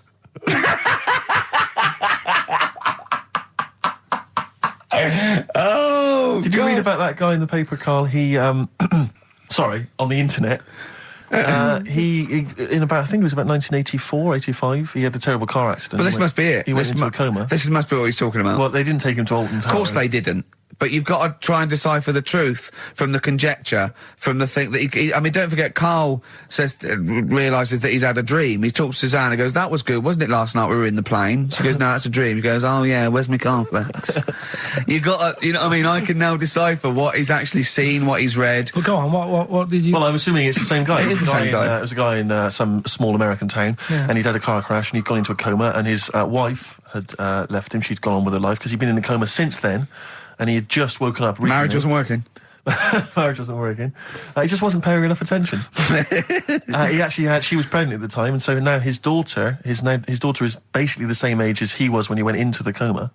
And he's just started coming around. He's just started making jokes. They said, how do you feel? He said horny, which I thought was quite witty for a man who'd been in a coma for however many years. But anyway, yeah, so he's slowly trying to rebuild what life he can. What do you make of that, though? Because the thing is that he's missed. Imagine what he's missed, Karl. Imagine the music that he's missed. The Live TV Aid. programs. Missed Live Aid. Live Aid. He missed Phil Collins playing in 2 continents in one day. Which, frankly, I'd be devastated if I discovered that. Missed Bros. Yeah. Yeah, so he doesn't. So he'd put on ripped jeans and they go passe. They just have to send him a series of those I Love 1986 programs with Kate Thornton filling him in on what he's exactly. Peter Kay reminding him of space operas. Yeah, he remembers those. Talking rubbish. Yeah. So extraordinary, though, isn't it, Karl? To think.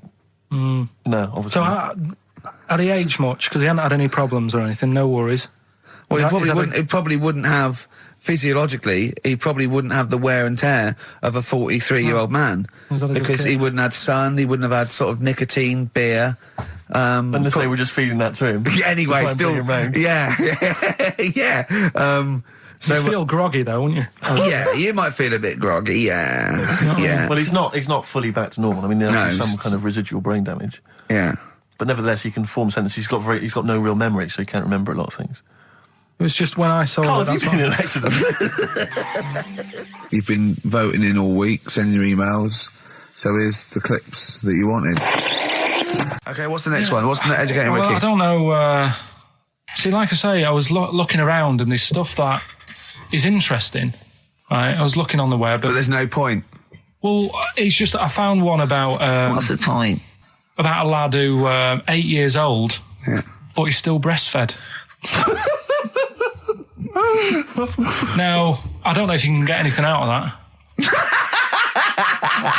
Is that what his mum said?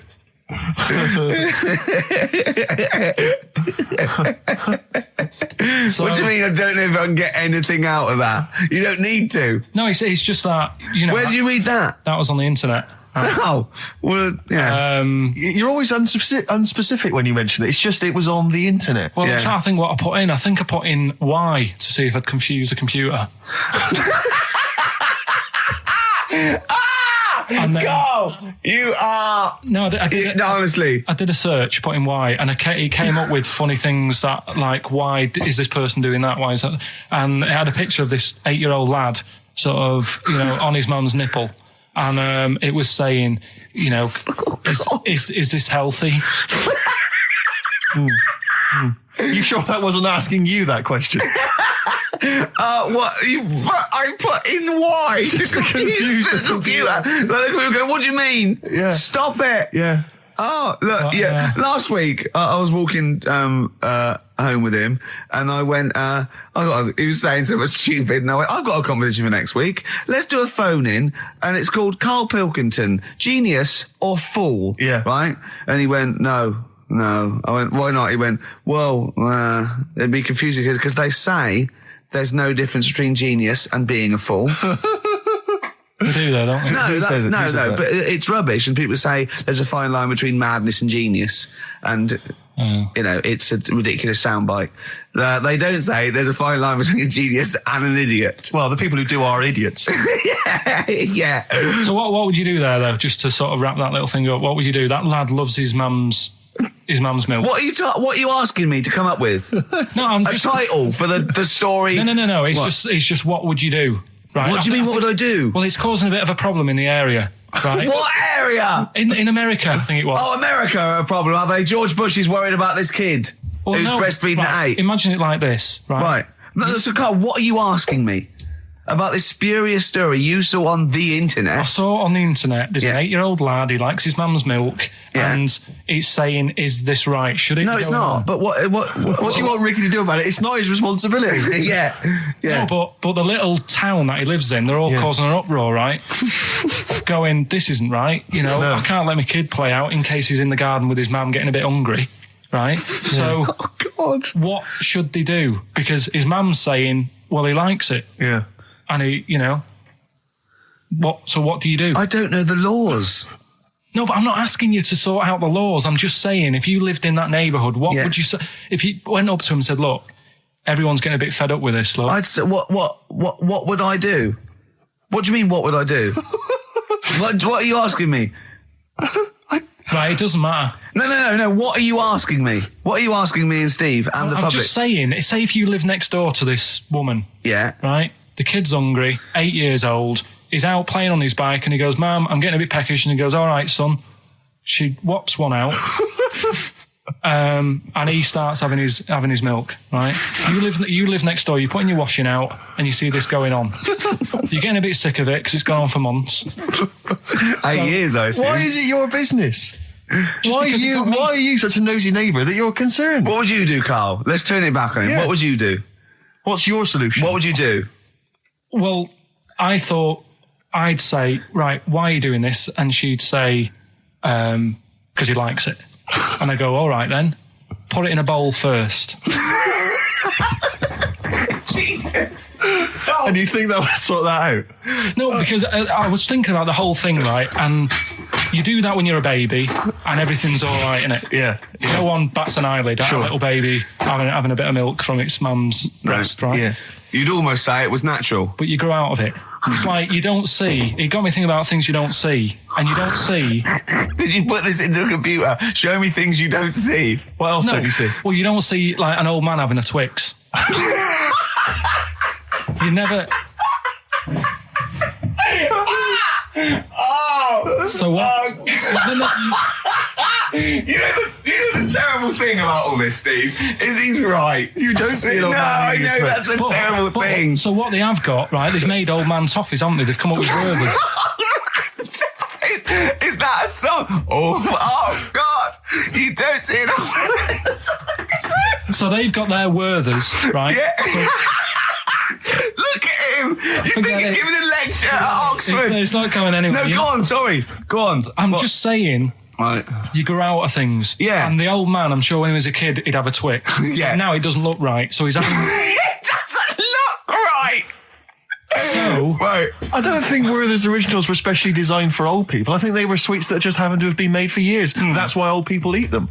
Yeah. They didn't go, hang on, there's a market here. I've noticed old people aren't eating Twixes. Quick, let's make some Yeah. old man sweets. But the little advert, he gives it to his grandson as well, doesn't he? He goes, I have a Werther's original. I So- think it cuts though before he throws it back in his face and get me a Twix. I used to sell mackerel. Did you? Yeah, I had a pet magpie Did you? called Maggie. Oh, Inventive. pet magpie. You mean you captured it and didn't let it go away? Yeah. Can't have a pet But magpie. then it got really vicious. I mean, Well, it was quite right, nasty. let me go. What do you keep it in a rabbit hutch? No, it flew around, but it used to just like come to me all the time. But then it started pecking me head and stuff. That's not a pet magpie. That's a bird in the garden. No, but I could actually, I could hold it and stuff. It wasn't scared of me, and it knew it was me. It used to come down from like the top. It hated you. That's why it wanted to peck you. Is that? And the other thing, I always remember being younger and like walking through the woods to school with my mum, and like, I was chasing a butterfly, and she said, "Oh, don't do that, Carl." And I said, "Why?" She said, "Because they only live a day." I said, "Oh, all right, I'll get a dead one in the morning." That's genius. That's great. That's quick thinking, isn't it? Oh. Oh, that's sweet. Let's play some. Carl's all flustered because there isn't a record set up, but he's getting all tizzy. He's been more worried about his competitions than sorting out putting records on ready. What? I'm after Steve's song for a lover. Well, I'll tell you what. Why didn't you carry on with your educating Ricky section? I'll have a look on the We'll scene. keep it going, Steve. Yeah, you Cover it. keep it Go on. going. Go on then. Right. Okay. We've had a few emails. Anyone got it right, Carl? Anyone? Educating Ricky. That's the final one. We've got to get that out of the way. We got to get Rockbusters as well, though. We can do that at the end. We can win. Go on then. But we've only got 5 minutes left. Come on, just do educating Ricky. Right. God. The last one that we haven't done Right. is he's a bit of a nuisance. Go on then. Again, not really that interesting. Thanks. Telling you this one because Come on! Just do it, or do it now! Steve, how we doing? Look, no, never mind that. Look, just tell me what that means.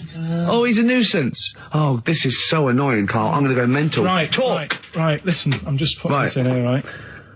Right, nuisance is a bit of a nuisance. Yeah. Apparently, the old fella who used to hang people. Yeah. He used to be able to tell somebody's weight just by looking at them. Right? That's a bit of a bonus fact.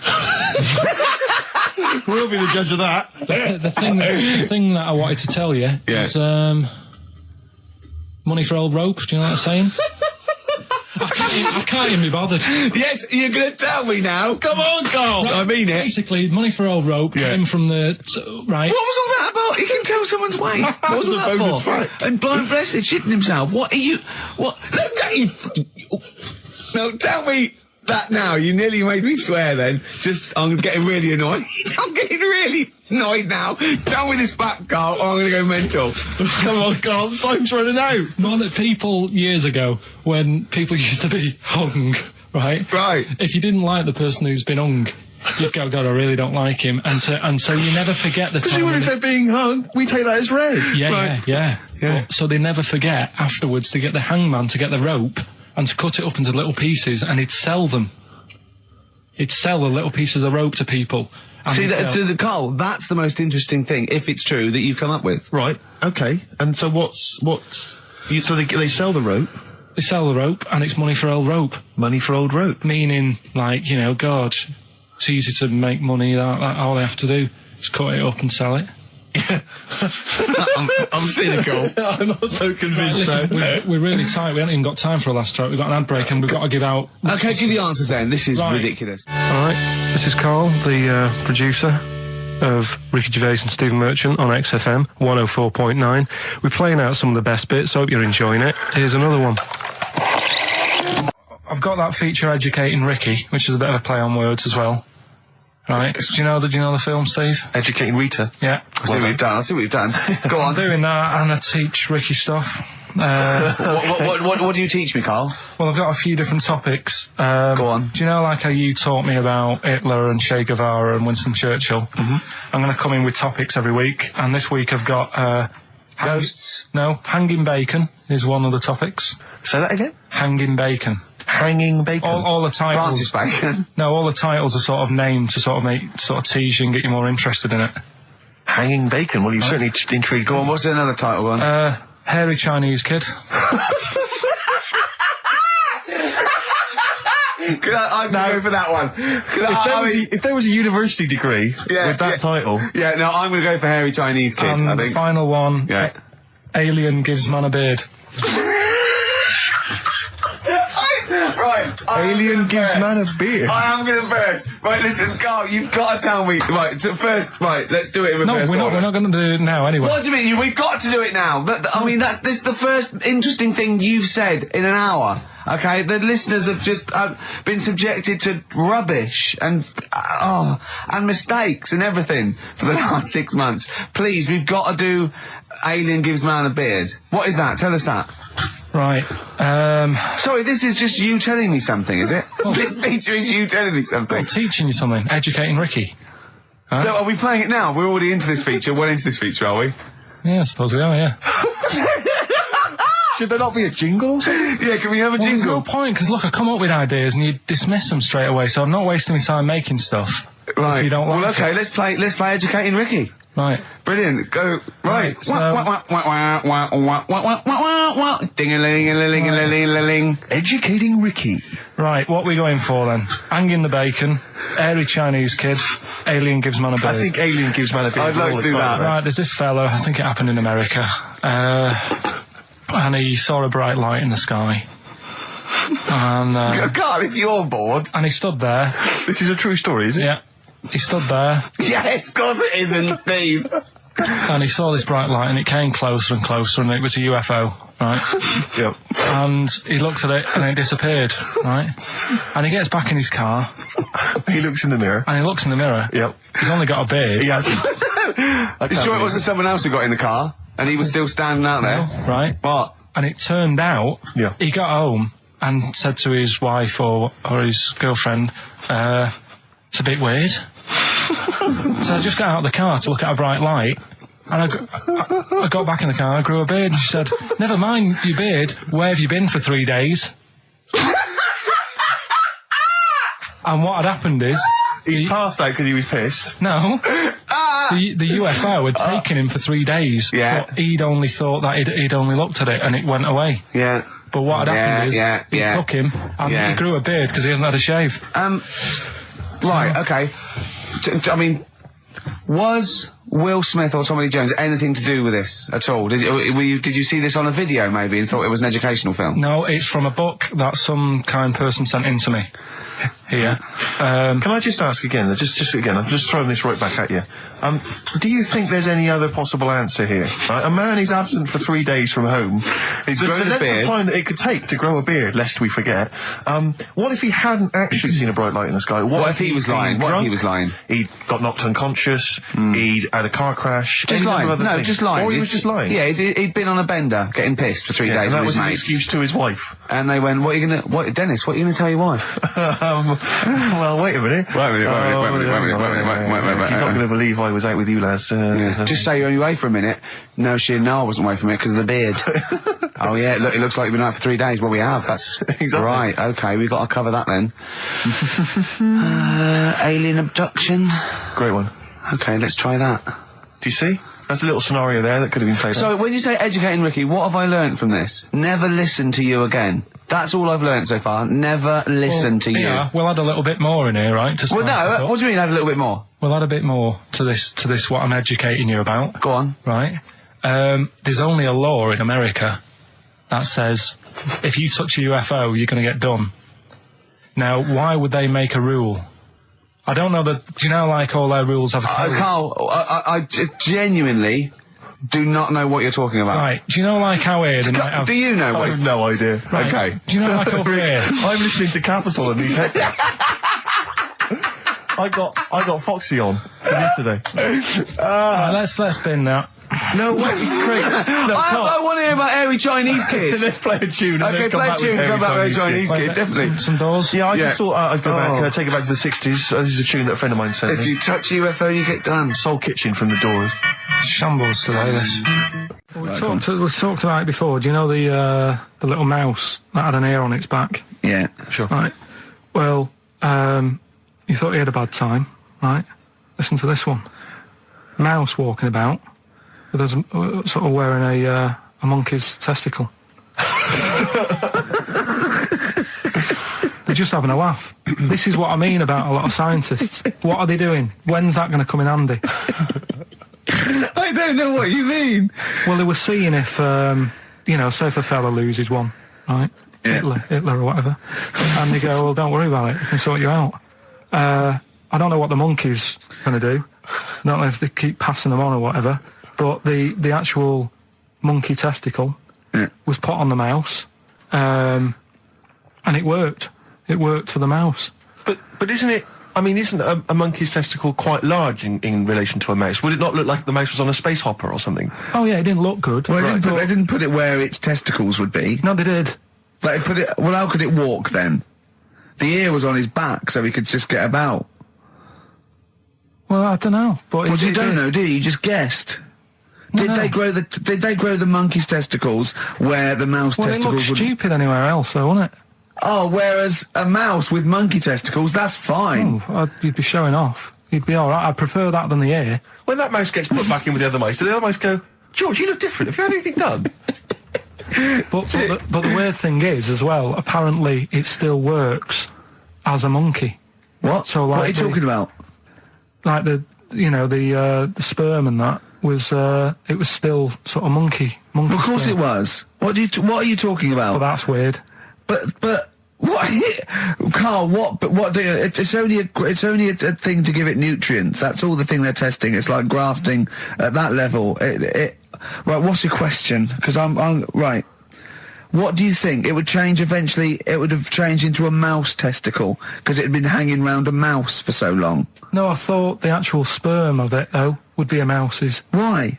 Because it's hanging off a mouse. No, but your sperm is actually created in the testicles. So that's why it has to be outside your body. Otherwise, we put them in a nice little cage. But I'm guessing then that they've done this operation so that they can do it to humans.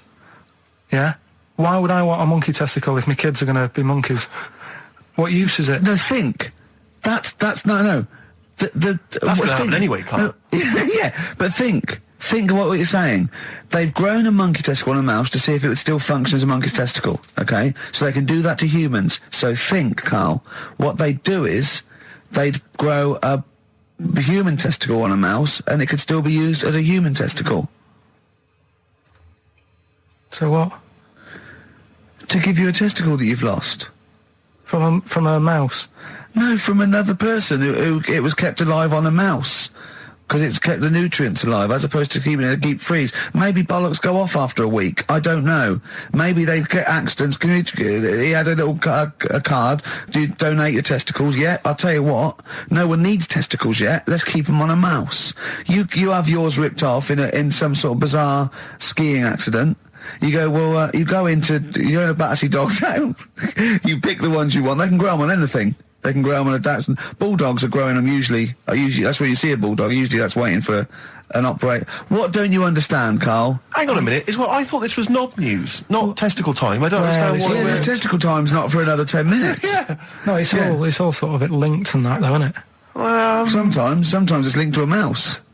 But what do you think about, like, I don't know, testing stuff out like that? Is it worth it? Could you not just go straight from... But listen, Carl, I'm getting this information from you. No, if this was on Question Time and someone said there were, Dimbleby and Paxman or whoever said it, I'd think about it as a moral dilemma. You've just said you saw a mouse with a monkey testicle. What do you think of that? I don't think anything of it.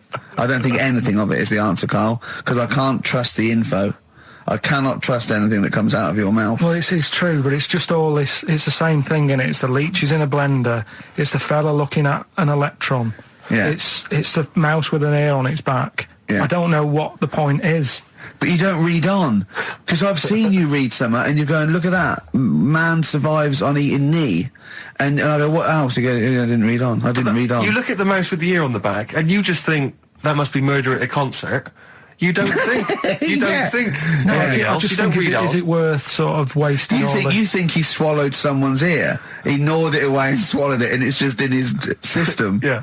No, I just get a bit sad about the mice and that. I agree. I mean, that is sad, yeah. Of course, anything like that. Travis on XFM 104.9 on Ricky Gervais with me, Steve Merchant and Karl Pilkington. We're doing Educating Ricky. Right, final one. Come on, Karl. Right, what was it? It was, why don't they just get a diary or some paper or something to write on? Yeah. Because snappy. I couldn't think of a heading for it. It's basically, Go on. people who have tattoos, I've never understood it, right? That they have something put on their arm. Right, sorry. Have we started the educate? Is this part of it? Are you educating me? This is something that will be useful in my life that I didn't know about. Yeah. Go on then. No, it's just that they've got a machine out, right, that does tattoos. Tattoos. You come up with a design you want, and you sort of this machine scans it, and you put your arm in this thing, and you press print or whatever, and then it does the tattoo on your hand. Or on your like loads of little needles that follow a pattern? Yeah, the computer, basically, yeah. Is it a real tattoo? It's a proper tattoo. One. The fella said... well, as long as it goes out, it pierces the skin with a I just wondered if it's one of those kind of, those kind of... No, it must be lots of little needles or a moving needle that can go Sorry, along but it. how is this cleaned, like, in between each person? Dunno, probably... I don't know. Well, no, it's only that if it's one needle, it's just the head, isn't it? If it's one needle that moves and does it like loads of little... What are we gaining from a machine doing it? Just because they're going to sort of mess it up. But hold on, how do you keep your arm still? Because your skin moves slightly. The machine it's sort of strapped to your arm. Right, and so the fella, it's spread... the fella said that the tricky thing was in all this it was the fact that, you know, nobody would let him test it out on anyone else, so he had to do it himself. But did it work? Because the thing is with a tattoo artist, they can see when your skin's moved and they can see what they've done and they keep wiping it and looking, whereas a machine's just got to trust itself. Yeah. So I think one needle could go wrong. If it was a lot of needles, that it just came down, like, you know, 1,000 needles that was an imprint. Yeah. But obviously I'm asking someone who hasn't delved any further than there's a machine that can give you a tattoo. That's all you've got at the moment, isn't it? Well, yeah, basically. That's all you've got? I mean, that's what I've got, because I'm not a fan of tattoos. I don't... But where did you read this again? This was... Internet? This was on the internet, yeah, it was, yeah. Okay. And I just don't understand why people do it. That's what got me attention. Because me... Sorry, what have I learned from this? That if you wanted to get one, you know, you can get one done by a machine now. You know, people say machines are sort of taking over and that, and there's another one. But it's just the fact. I mean, I don't know. So give us the snappy title of this education again. Why don't they just get a diary or some paper or something to write it on? That's what I always think when I see people with loads of tattoos. Like there's that fella who we were talking about the other week in Scotland who was covered 99% in tattoos. It's just like, what have you done that for? Yeah. Do you know what I mean? You can't get rid of it now. You've done it now. Yeah. He said, I was away when I came up with Rockbusters. Yeah, indeed. Absolutely. I was buzzing about writing 40 minutes of brand new stand-up. Yeah. He equated that to coming up with Rockbusters. Should I be insulted, Steve, or is Rockbusters as good as everyone's saying it is? Is it the one good idea? Is it like E equals MC² was to Einstein is to... You know, Rockbusters is to Karl. What if I do this, Rick? What if I played you some adverts right now? Yeah, and then we came back with some Rockbusters. Yeah. You could make the jump for yourself. Maybe I'll do Rockbusters and show people how easy it is to do it wrong. Adverts, then Rockbusters. And a cup of lovely coffee. Cup of coffee in the pub. Yeah, I want a cup of coffee. Placebo. This picture, XFM. What's Karl doing? What's he rooting around I don't know, at? but listen, while he's doing that, can I just say happy birthday from all of us to Shan. Her friend Terry said play some Placebo for Shan, so happy birthday to her. That's done. That's done. Cross that off the list. Yeah, that's another thing we've got through today. Rockbusters, please. Do you want to look at the prizes? I'll have a look at the prizes, see what people can win. It's an email-only competition, please remember that. All right, we've got the Later with Jules Holland Louder DVD. There's stuff on there from the Cardigans, Rollins is on there, Mercury Rev, Sonic Youth, the Datsuns, Queens of the Stone Age. No, wait a minute. They're all great bands, but I think they need a boogie-woogie piano over the top of everything they do. Well, hopefully Jules Holland would have Okay, helped. good, because there was something missing now on most of those tunes. Yeah, current album from Goldfrapp, that's there as well. What have we got this on DVD? The Life of Mammals, the complete series of that. A couple of we've got the Inspiral Carpets, again a 3 CD set of the best of the Inspiral Carpets. I don't know how they strung it over 3 CDs. And the best one-hit wonders in the world ever. And let me see. Oh dear, a 3 CD set. A 3 CD the set. best of Inspiral. I'm struggling. I'm assuming CD3 is just the Corals album. Anyway, that's some good treats there. You've sourced some good stuff this week. All right. Well. All right. Yeah. Here's your Rockbusters. Yeah. All right. Cryptic clue, a couple of initials, and you sort that out. Right. First what one. Was Dr. Fox on about that we don't sound like proper presenters? It's mad. Go on, Karl. Right. The first one. A customer wanted some paint to darken up a room. Shop assistant knew what to do. Right. Customer wanted some paint to darken up a room. The shop assistant knew what to do. The initials there, CB. Right? CB for the first one there. Right? Second one, it'd be alright if their heads weren't that big. Right? And again?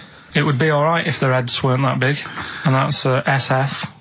Right? SF? Yeah. And the last one... I know that one. Yeah, go on.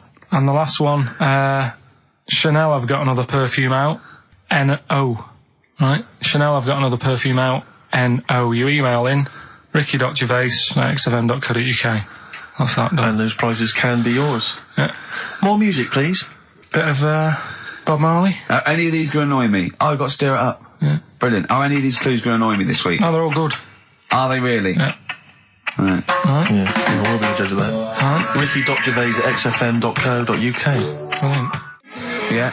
Brilliant. My favourite Suede track. Stay Together. XFM. Well, nearly time to go. But before we do, a little bit of Rockbuster results. Just checking some of the answers, Rick, and it seems that an awful lot of people have got it right. Go on then. Tell us them again then. Remind us of them before you give us the answers. Alright, Rockbusters number 1 was like this. It was a customer... We're stopping monkey news, by the way, until you start getting some credible ones.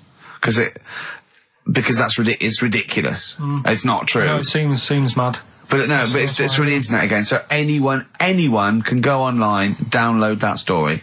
It's insubstantial. It's get ones from journals or where the source is quoted. Okay, or we're not interested. Or we're not. Well, you don't. Okay. So same with on thin ice. We've pulled this once. We've pulled Rockbusters. We suspended it once, and you came back again. So it's. Do you know what I mean? So go on then. Right, so Rockbusters number 1 was about a customer who wanted some paint, wanted to darken up a room. The shop assistant knew what to do. What did she do? The initials were CB, Cellar Black, right? Cellar Black. Sell her some black see, paint. I thought Cellar Black, because it's CB, and I thought, well, it can't be, because it's not Cellar. It's not Sell Her Black. Cryptic, it's cryptic though, isn't it? No, cryptic doesn't mean it's wrong. Right. They all got it. They all got it anyway, so... It's a bit weird, isn't it? Second one, it would be alright if the Reds weren't that big. Right? Right. The initials are SF. Well, one of my favourite bands, yeah. Yeah. The Smaller Faces, isn't it? Small Faces. Well, no, that doesn't make sense. Okay, go on then. And the final one, Chanel have got another perfume out. Right. I'll just say we've had an email from one of our listeners who said if this turns out to be New Order, he's never listening to XFM again. What's the clue again? Chanel, I've got another perfume out. New odour. Right, well that's another listener gone.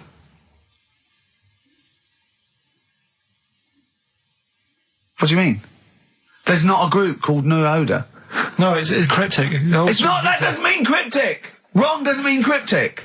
It's like saying what animal I'm thinking of. Frog. That doesn't mean cryptic. Sell Her Black. What artist is that?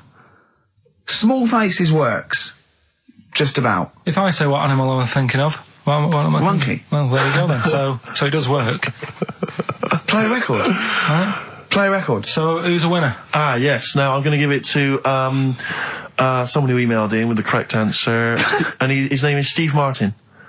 Really? And I've given, I don't know if you've noticed over the last few weeks, I've been given the prize to people with just a kooky element to them, you know, if they've got people to start sending their name in, like, Barry Bumpfreud. Well, don't worry, because I can spot if it's a fake comedy name. Or what was that last one we laughed at? I can't remember what it was. I think it was Gerald something.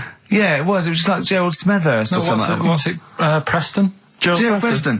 Why is that a funny name? Jerry Preston, a great guy, but Gerald Preston, we laughed at that. He caught my attention. So this week, Steve Martin's caught my attention. Right. Yeah. When was the last time Steve Martin made you laugh? This Steve Martin? Dickers hasn't been... Yeah, we've had no correspondence from Dickie Anderson for some time, which saddens me. Little Dickmeister General, what is he doing out there? Has he got... What? He's got something better to do. Ridiculous. Pathetic, right, well, that's the end, We've got the last song, so is there anything it's the end of Rockbusters, and it's the end of Monkey News. Monkey News will give you one more go for it, and it's got to be credible, it's got to be real, it's got to be true. We need to see your sources, it needs to be corroborated. Okay. Rockbusters, they've got to be real band names. New Odour. New Odour.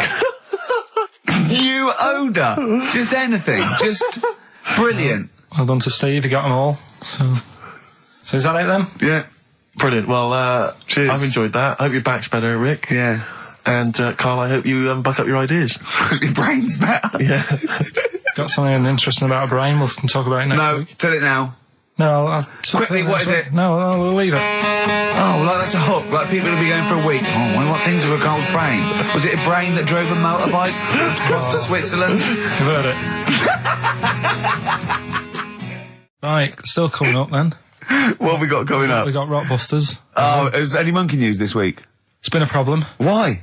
It's not much has been going on this week. What, in the monkey world? In the monkey world. I don't know if they've caught on to the fact that they're getting coverage. They're keeping their behaviour hush-hush. Be a bit careful, but I found something. Have we got Rockbusters? It's your last chance, don't forget. Is it good, these? Got Rockbusters, got some good prizes. Steve will look at them in a bit. Rockbusters. Oh, brilliant. Is there a jingle for Rockbusters? I don't think there's ever been one, is there? No. Can you come up with one quickly? Oh, Rockbusters. Brilliant. All right. Well, the prizes this week, there's not many. I have to say, Carl's not sourced many, but what he's got are actually good quality. Well, I'm trying to instill in him that it's, quality, not quantity. Absolutely. As opposed to, 15 copies of, Fools and Horses Christmas Special with a giveaway three-wheeler Yeah. car and Primal Scream's greatest hits on 11 CDs. Yeah. Not Primal Scream, in Spiral Carpets. Oh, that was it, yeah. Spiral Carpets. Anyway, yeah, we've got this new Kiss FM hip-hop classics compilation, which got some really good stuff on there. New stuff from the likes of, Outkast and the Wu-Tang, but some old classics from Public Enemy, and of course LL Cool J's Mama Said Knock You Out. It's worth having alone for that track. Yeah. I think this is 4 CDs? No, 2 CDs. The Best Air Guitar Album in the World, Volumes 1 and 2, and a special box set. Yeah. You've got all sorts on there. Is May? Brian Adams is on there, Robert Adams, Palmer. May, but also Palmer. excellent stuff. Beastie Boys, Clash, we got the Kinks, so that's good. Abigail's Party, the DVD thing with Alison Steadman. I know you're quite a fan of that, aren't you, Rick? Yeah, it's good. It's good. She's, from many years ago, if you've not seen it, it's good. This Later with Jules Holland DVD, it's got live performances from PJ Harvey, the Cardigans, Rollins. But he is playing Boogie Woogie over their tracks. I would hope so. Okay, good. And also, is this the new albums from The Thrills? Yeah, it Is is. it the album? Yeah. Yeah, so that's a little. Wow. Is that exclusive? It's not even out yet, is it? I know, not even out. Not even out. Wow, that's the sort of things that Carl can come up with if pushed. It's all about the game, though. It's all about the game. The prizes are just for fun. It's all about the playing the game. Let's see what Carl's come up with this week. This is his last chance. If I ever hear anything like New Odour again, that's the end. Okay. They did get it though, didn't they? So they're working out. They will do it. Just let's have the jingle again. All right. Oh, Rockbusters. Right. If you haven't heard it before, cryptic clues that make up a band and some initials to help you on your way as well. Right? So, Well, you'd never get it without, but go on. first one. That fella likes sucking on iron. Right. That fella likes sucking on iron. Yeah. The initial M. Right. Okay. That fella likes sucking on iron. Right. That's the first one. Second one. The Jamaican fella spots a boat. Oh, God. Say that again. The Jamaican fella spots a boat. Spots a boat. Yeah. Right. The Jamaican fella spots a boat. Yeah, that's right, yeah. All right. Initial D. D. D. D, okay. D. All right. And the last one, do you want a game of tug of war? Well, it's up to you. You own it. Right? Interesting. I've just got number 2. Right. Do you want... Oh, God. Right, the go third on. one, do you want a game of tug of war? Well, it's up to you. You own it. And what's the initial? E. All of them again, quickly. Right, so the first one, that fella likes sucking on iron. That's M. Second one, Jamaican fella spots a boat. Right, that's D. And the last one, do you want a game of tug of war? Well, it's up to you. It's, you own it. Right? He embellishes it like it's a whole story by the end. That's E. Ricky.gervais@xfm.co.uk. Please don't phone Email in. only. Email and we cannot be bothered to answer the phone. Ricky.gervais@xfm.co.uk. Brilliant. White striped. Excellent. Karl Pilkington with the answers to Rockbusters, the biggest quiz on radio, probably. Do you want to remind us the quiz? No, you mean the crappiest quiz on radio? Yeah. Right. First one was, that fella likes sucking on iron. Yeah. Right. The initial was M. Yeah. What was the band? It was Metal Liquor. Alright. What's Metal Liquor? Wait, I've never heard of a band, Metal Liquor. Metallica. Metal you Liquor. you said Metal Liquor, I don't understand. Yeah, Metal Liquor. Metallica. What? No, say it again. Say it again and try and make Metallica sound like Metal Liquor. Metallica. Metallica. Metallica. Is he having a fit? Say it again. Make Metallica sound like Metal Liquor. Metallica. Metallica. Okay, next one. Right. Yeah. Second one, the Jamaican fella spots a boat. That was easy. That was D. That was Debage. You got that? Make it sound like the band. Debage. Make it sound like a Jamaican fella saying, spotting a boat. Debage. Right. So you got that one. And the last one, do you want a game of tug of war? Well, it's up to you. You own it. Yeah. Right. That was E. That was your rope. Right. Europe. Europe? Right. Who did the final countdown? Yeah. So that's the No, what? We've let that go. that's the 3 answers for this week. Who's the winner, Steve? Well, again, I mean, there are lots and lots of people who got it right, Rick. So I don't know if it's just us that think this is rubbish. Right. But, Who's the winner? well, you know, I'm always a fan of people with just something, a name, I don't know, that maybe tickles me. Yeah. And sadly, I did want to give it to, I wanted to give it to Daniel Jowett. Because I just, for some reason, Danny People are Jowett. going to start.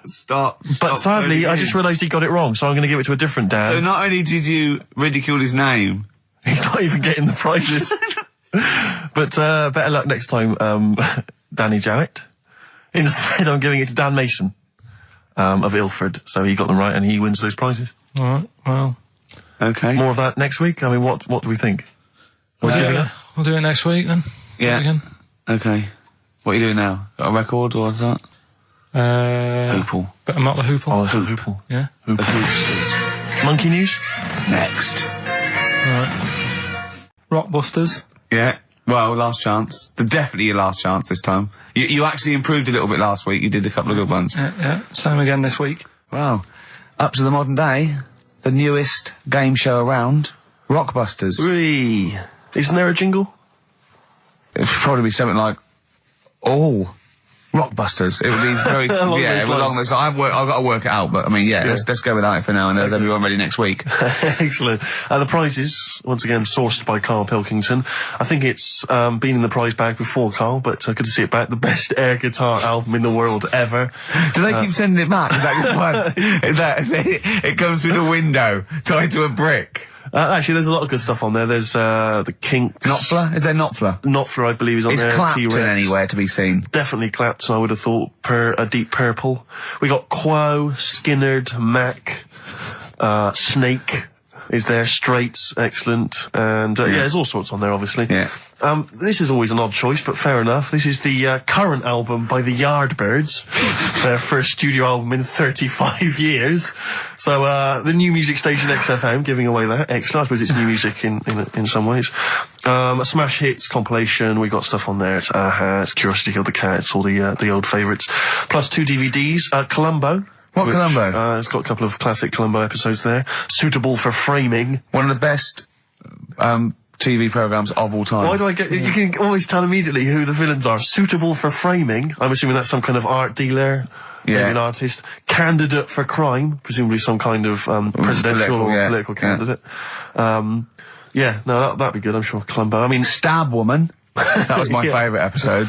Stab Lady Wife. I mean, to be fair, I'm not sure why... Who would buy a Columbo DVD? Like, you can't find it on TV. It's on now. It's on now. It's on. I guarantee, because someone could maybe email in, is there an episode of Columbo on now anywhere that got cable or digital? I think it will be. Almost certainly. But it is great. And the other DVD here is Cruise of the Gods, which was the one-off TV kind of film, comedy film that was on at Christmas, featuring Rob Brydon and Steve Coogan. It's good. Williams. So, yeah, there's a few gifts there. Not bad. Not bad. Right, now we get to the real deal. Okay, this is what everyone tunes in for. This is Monkey News, I think. Not the music. Go on. Well, here we go then. Yeah. 3 cryptic clues and that, and just work not it really out. cryptic, but... Easy as that. Email in. It's, email in. Right. Well, what's the email address? ricky.gervais@xfm.co.uk. Well, don't say that I know it or care.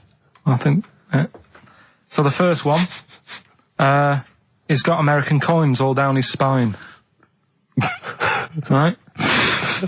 He's got American coins all down his spine. What band's that? What artist is it? Email in. What does it begin with? What? N.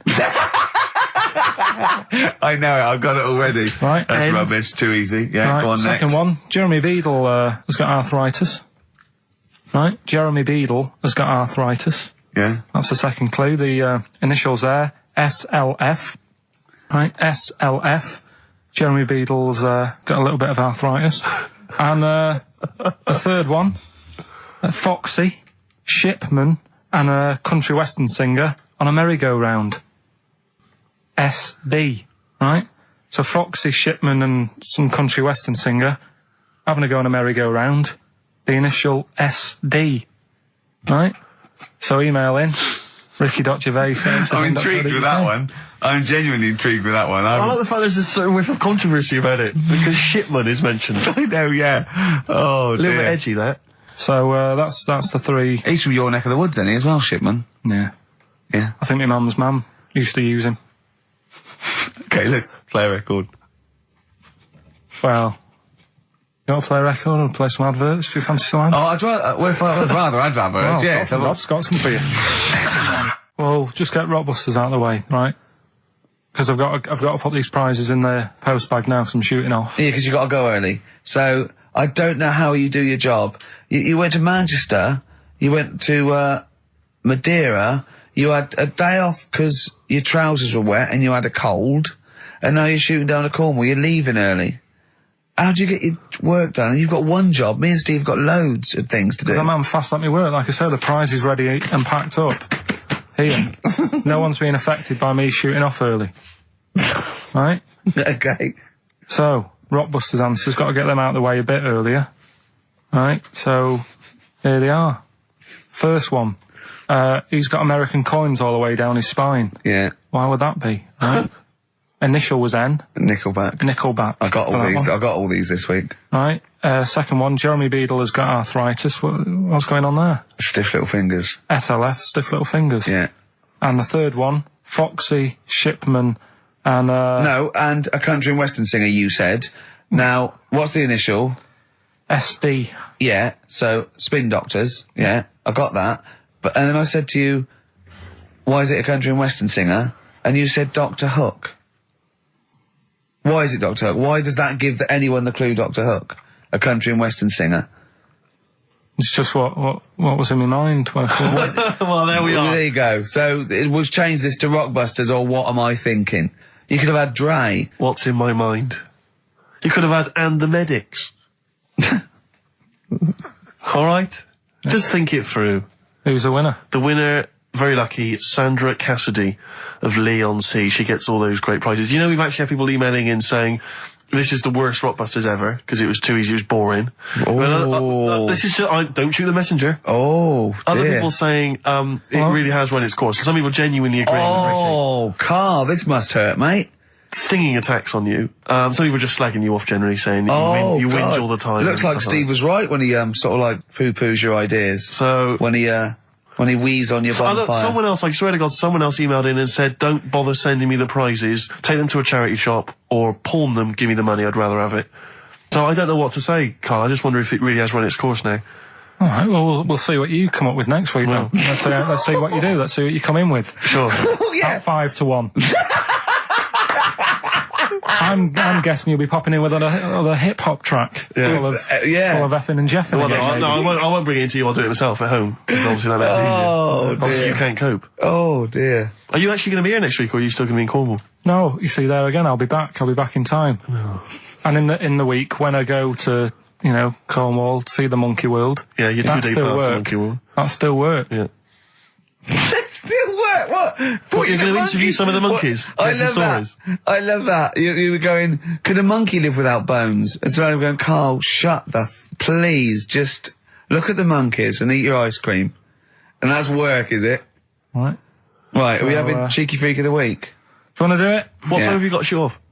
Could do with shooting off sort of soonish. Okay. To be honest. This is not radio. Have you ever heard that on a radio show? Chris Tarrant going, I can't shoot off right now. I couldn't get a later train. I know! Why did you get a later train? There isn't a later train. So I couldn't get to Cornwall tonight if I had to. If I had to finish this show, I couldn't possibly get to Cornwall. Rubbish. Of course there's a later train. Oh, I've booked it now anyway. Right, well that's the point, isn't it? Yeah. You're not thought whatever. I don't think the show's lost anything. I think we've still had the, Freak of the Week's coming up now. Anyway, Rockbusters, Carl. Yeah, should we get the ball rolling? Let me just find the gifts here, the little treats. We've got the album from the Coral, you know what I think about that. We've got Comfort in Sound Feeder. Well, it's just a novelty record, isn't it? Yeah. We've got on DVD more great comedy moments, favourite clips from the best of contemporary BBC comedy. We've got Partridge on the front there. We've got one of the guys from Red Dwarf and brilliant. Good stuff on there. Smash Hits, the reunion, more great 80s tunes. Catch a Goo Goo's on there, plus some stuff. Too Shy? It is Too Shy. Yeah. Actually, let me see if you can guess which one's from Tiffany. Well, yeah, I know it. The only one. I think we're alone now. Yeah, I think we're alone, yeah. Mel and Kim. Respectable? Mm-hmm. Human League. That'd be, oh wow, what would they have got, Don't You Want Me? Of course. Yeah. Yeah. Lies Take On Me? Yep, Yeah. well done. Madness? Baggy Trousers. Of course. Kim Wilde? Kids in America? Yeah, so there's just all those treats. If you like a song from an 80s band, it's probably on there. Yeah, okay. Plus we've also got on VHS, Graham Norton, some kind of best of compilation from his TV show. So, there are the, Hold on, is it the one where he talks to sort of female gay icons and looks at the internet? Because that's my favourite one. Right, there you go, let's do Rockbusters. Right, email only, of course. Yeah. You email in ricky.gervais@xfm.co.uk if you know the answer. Right, first one. Bit of a cryptic clue if you haven't heard it before. Well, not cryptic, go on. What is Karl thinking? If you go into France by boat, I'd get your fags on there because it's a lot cheaper. Imagine Bob Holness. Sorry, we're out of time. Sorry, your minute's up. You've won nothing. I was reading that question out. Sorry, Right. so what's the... Right, let's do it again, and I want it to be exactly the same, word perfect. I bet you it will change all over the place. It'll be different. He's lost it. Go to France, buy yourself a boat, Yeah. fags are cheaper. Okay, fingers on the buzzers. You've only got 10 seconds to win the gold run. Okay, first up. Here, I'll tell you what, no, seriously, if you're thinking of going to France, well don't, because go on the ferry, get the fags there, because it's cheaper. Go on. Right, so that one again. If you want to buy some fags, you're going over to France on a boat, get them on there because you'll save a few quid. BF. BF. Right? BF. Okay. Right, the second one. This little foreign cafe's growing its own steak. This little foreign cafe is growing its own steak. Yeah. This little foreign cafe's growing its own steak. Go on. D.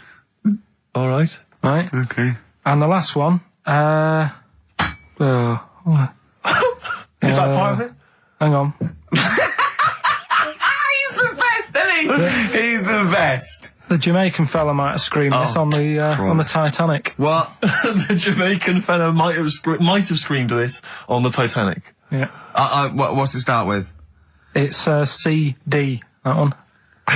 Jamaican fellow might have screamed this on the Titanic. Ricky.gervais@xfm.co.uk. Please don't phone in. If you can get those, we just don't want to talk to you. Better Nelly? Yeah, It's a summer tune. It's a summer favourite. We ought to give those Rockbusters clues again. Yeah, go on. We've had very few contributions so far, Carl. I think you've really started. This might be it. I've told you, you're on thin ice. If this goes wrong, if it's rubbish, and if everyone doesn't get them all, that's the end of Rockbusters. Right, well, the first one again, right? Yeah. If you go out to France, right, by boat, you might as well get your fags whilst you're on that, because you'll save a few quid. Right? Different every time. BF is the initials of the artist that little cryptic clue makes up. The second one, little foreign cafe, it's growing its own steak. Right? That's D. Little foreign cafe, it's growing its own steak. D. And the last one, if there was a Jamaican fella on the Titanic when it went down, he'd probably scream this. CD. Right? So email in ricky.gervais@xfm.co.uk. Yeah, Right? they're not flooding in, but yeah. Well, we'll see how we do. Rockbusters. Yes. I don't want you to have monkey news right now, because we've just had a little story there. Sure. You don't want to, don't want to go too far. Yeah, go on. So we'll get Rockbusters out of the way. Have we got a winner? Yeah, come on then. See, it worries me that we've had very few entries. I think that even your mental fans aren't getting these, which is really worrying. They must be terrible clues this week. Alright, well... Has anyone got them right, Steve? I think there's just one guy, yeah, who I suspect has won in the past. Well, There we are. so what? Right, the first one. If you go out of France by boat, you might as well buy your fags when you're on that, because you'll get them a lot cheaper. Brilliant. Right? Yeah. BF. Yeah. Buy it ferry. Right? That's like... What? Buy on ferry. What? Buy on What's Brian Ferry? What's that? Is that a band? What is it? I don't know what it is. Brian Ferry. Brian Ferry? What's that got to do with buying on a ferry, though? Just because it's quite close to it. Buy on ferry. What? Buy on ferry. Sorry, That's the what's your first one. first language? The second one. That's rubbish. That doesn't count. No, Brian Ferry. Brian Ferry, buy on ferry. There's this little foreign cafe. It's growing its own steak. That's Delamitri. The third one. What? Sorry, what? What is that? What is that? Delamitri. Delhi is a little foreign cafe. Yeah. And a meat tree and that. A meat tree? A meat tree? What were the initials for that? Just D for that. Just D for that? Yeah. So not DA? So you didn't even give him a chance to get the group? Oh, they got it. Well, no. No, they didn't. Right, it's the end. Go on, right. Go on. Delhi meat tree? Delhi meat tree. One word. D. Or any letter. They're growing their own meat. M's in it. Go on. Okay, so Bayern, I love Bayern Ferry. And Oxford Music was brilliant. I love Oxford Music. Go on. Can I just point out, Rick, that we've David Bowie? Delhi meat tree. Yeah. I don't see why necessarily Aidan, who emailed in, why he doesn't get to win, because he emailed in dire steaks. Seems to me just as valid, as far as I can tell, but Delhi meat tree it is. And the last one, if there was a Jamaican fella on the Titanic... I'm looking forward to this. With a little bit of fear. Jamaican fella, if he was on the Titanic, he probably would have screamed this. Yeah. That's Christ de Berg. Oh, I don't know what to do. Stunning. So who's the winner? I'm not going to give it to anyone. I just don't... what's the Jamaican bit got to do with it? Just the D. Just Christ de Berg. Say it again? No, I think they've worked it out now. Say it again? Christ de Berg. And who's that? What? Who's that? Who's what? Who's Christ de Berg? Chris de Berg. Who's the winner, Steve? Do you know what? I'm going to give it to Aidan, because he just treated you with nothing but contempt. Steve Martin emailed in again. He got the first two, and then the last one he just emailed, I neither know nor care about this answer. I'm tempted to give him each one. Do you know what you've done there, don't you? Go on. You've put the nail in the coffin of Rockbusters. I warned you for 3 weeks, and you sort of bucked your ideas up for a little while. But Christ de Berg... Those are the worst you've ever done. The worst... Delamitri, so, and... Didn't it just put D, and then Bayern Ferry. Bayern Ferry. Bayern Ferry. So, is that it then? Aren't we doing it anymore? Play record. Aren't we doing it anymore? I'm ashamed. You're an idiot. Are we doing it anymore? I'm just going to keep saying you're an idiot. Play a Are record. we doing Carl, it have you learnt nothing from Dr. Fox? Yeah. That's not a Sony out the window. Aren't we doing it anymore? What, you need to start working on it now, because they're so good. You need to start working now for next Saturday. Aren't we doing it anymore? Just, I don't know. Aren't we doing it? Flaming Lips. Fight test. So, end of Rockbusters probably, I think. Well, a little rest. I didn't announce a winner, and I would like to give the prize to Mark Blackwell, because I think Mark treated the quiz with the kind of contempt it deserves by emailing in the right answers after we'd given them out. And that seems fair enough to me. That's the only way really. I'm still surprised you got them right. It's amazing. So well done, Mark. You get those fairly mediocre prizes. Adverts? I'd love some adverts. Yeah. Monkey News afterwards? Well, maybe. Now, Rockbusters, dead in the water, isn't it? We've killed that off, have we officially? We killed off Monkey News and Rockbusters. Didn't I tell you that there was some sort of petition for Monkey News? Was there? What was the story? A lot of, it's loads of emails and that. You mean you've done Monkey News? You mean you want to do Monkey News? No, but seriously, there's uproar. And people were like, you can't get rid of Monkey News. Yeah. Don't be doing that. Loads of people. Was it monkeys? Trying to write the complete works of Shakespeare? Did Tony Blair get a whiff of it, and he's coming down with a ton of bricks? And Rockbusters, Steve, if you've got a better competition, then we'll do yours. That's fine. Do you know what I mean? If that's what you want to do, we'll do. What did you want to do? No, I was just wondering whether we should perhaps not do a quiz at all, rather than do that piece of rubbish. Might be better to have nothing. Might be better just to have silence during that part of the show than have Rockbusters. I don't know. If I give you the clues and that, and if you think they sound rubbish, we're not doing it. Well, I know that. I guarantee they're going to sound rubbish. All right, let's make it the last Rockbusters then. This is the last Rockbusters. Well, it depends. This is it. Okay, this is just... If it's good, you get a reprieve. It's all about this. Okay. Okay. Go on then, let's do Rockbusters then. Oh, we're doing it now? Should we play a record and do it after that? Do it after. Well, I'll tell you what. I'll tell you the prizes, and then we'll come back with the clues. Because I've dug up that REM track. Excellent. So it's an interactive show. Okay, we've got the best summer holiday album ever. What we got on there? It's Brilliant. got Elvis versus Junkie XL. That's brilliant. Holly Valance is on there. Yeah. Laz Ketchup. It's all the stuff that the XFM listener is craving. A tribute to the Ramones album. We got Red Hot Chili Peppers are on there. Metallica. Street Legal from Bob Dylan. That's nice. Brilliant. Did you just buy that in the 4 for £20 from HMV deal? Fair enough. Once That's again, a good album. The Talons of Weng Chiang, a Doctor Who classic. Yeah. And there's something for the XFM listener, 8 Mile on DVD. I thought that was nice, that film. That was the last bit was funny. It's a good film. Some good rap-offs in that as well. Yeah. So let's play a tune and then we'll come back with the Rockbusters clues. REM, go on. Give it to him. Anyway, listen, Rockbusters. Oh, come on then. Let's get it done. Really? Yeah. Come on then. Right, so cryptic clues and initials, you work it out, it's a band and stuff. Yeah. Right, Brilliant. first one. Bob Holness. The first clue, the doctor said part of the foot and the leg was no good, so he took him off and he threw him away. That's the clue, the initials TB. TB, right? The doctor said part of the foot and the leg was no good, so he took them off and threw them away. Second one, the Scottish monster has got a bit of a tan. Right, the Scottish monster has got a bit of a tan. Okay. That's TD, right?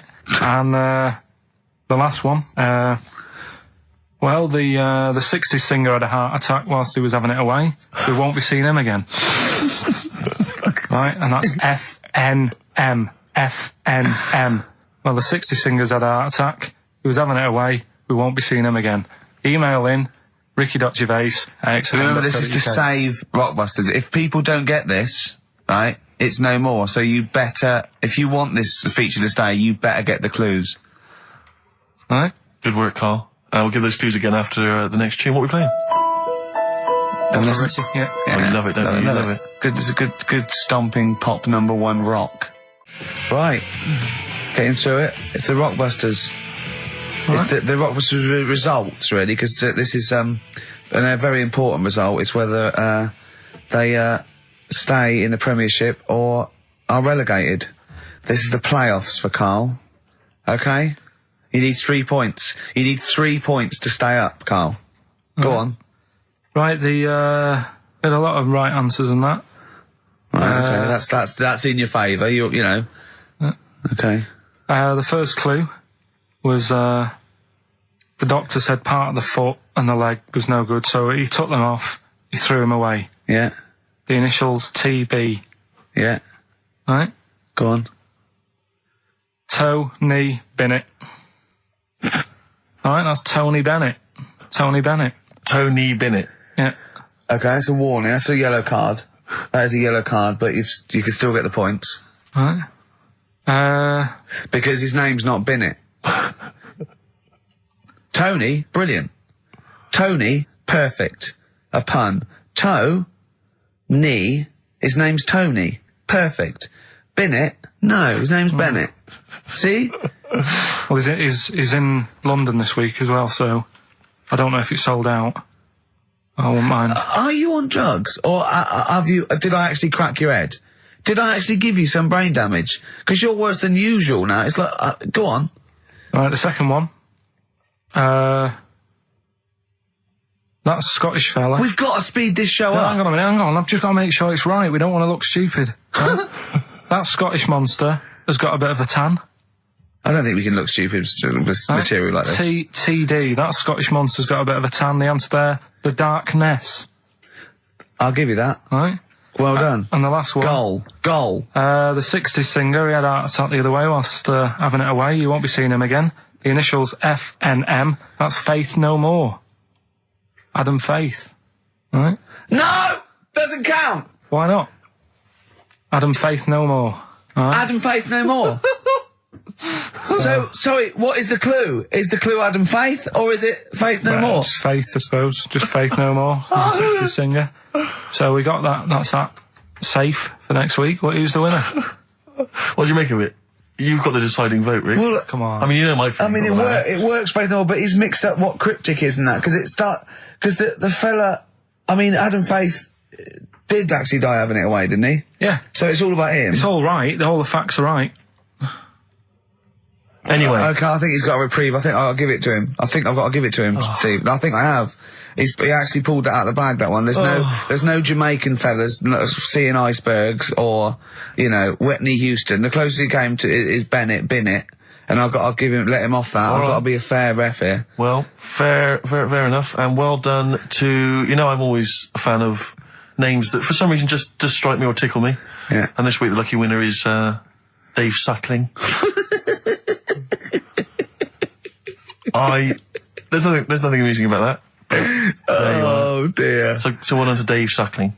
Okay. Suckling wins it. Suckling takes the prize. He takes the prizes, and well done to him. I guess there's more of that next week, and we're fast approaching the end of the show, Rick. I know you are excited about that, as am I. Well, I know, but the best to come, because we've still got Bruce Springsteen coming up now, followed by Monkey News. All right, Monkey News. It's amazing. What an amazing show this is. I'll tell you what, we should get rolling. Rockbusters. No. All right? No. Well, he has done it. He just said that he was worried about it because we said it's the last one. What do you think, Carl? I just don't think I mean, can I just say now, Carl, seriously, I'm only responding to what we're getting on the email, which is people do not want Rockbusters. They really... There's one guy here who he says, it's James Pooley, he says he's preempted Carl by giving my answers to this week's quiz. I don't know what the clue would be, but his answer is No Van Ear. Nirvana. Yeah, good. Nirvana, yeah. That sounds like one. Number 2, he's just guessed. I don't know again what the clue would be, but the answer is Kid Creosote. Yeah, that's good. That's a typical Rockbuster. That is brilliant. That's a better game. And the last one is Harry Seacombe. Yeah, that'd be good. So, I mean, maybe we should reverse it so people and we have to come up with the clue for them. And we win the prizes. Yeah.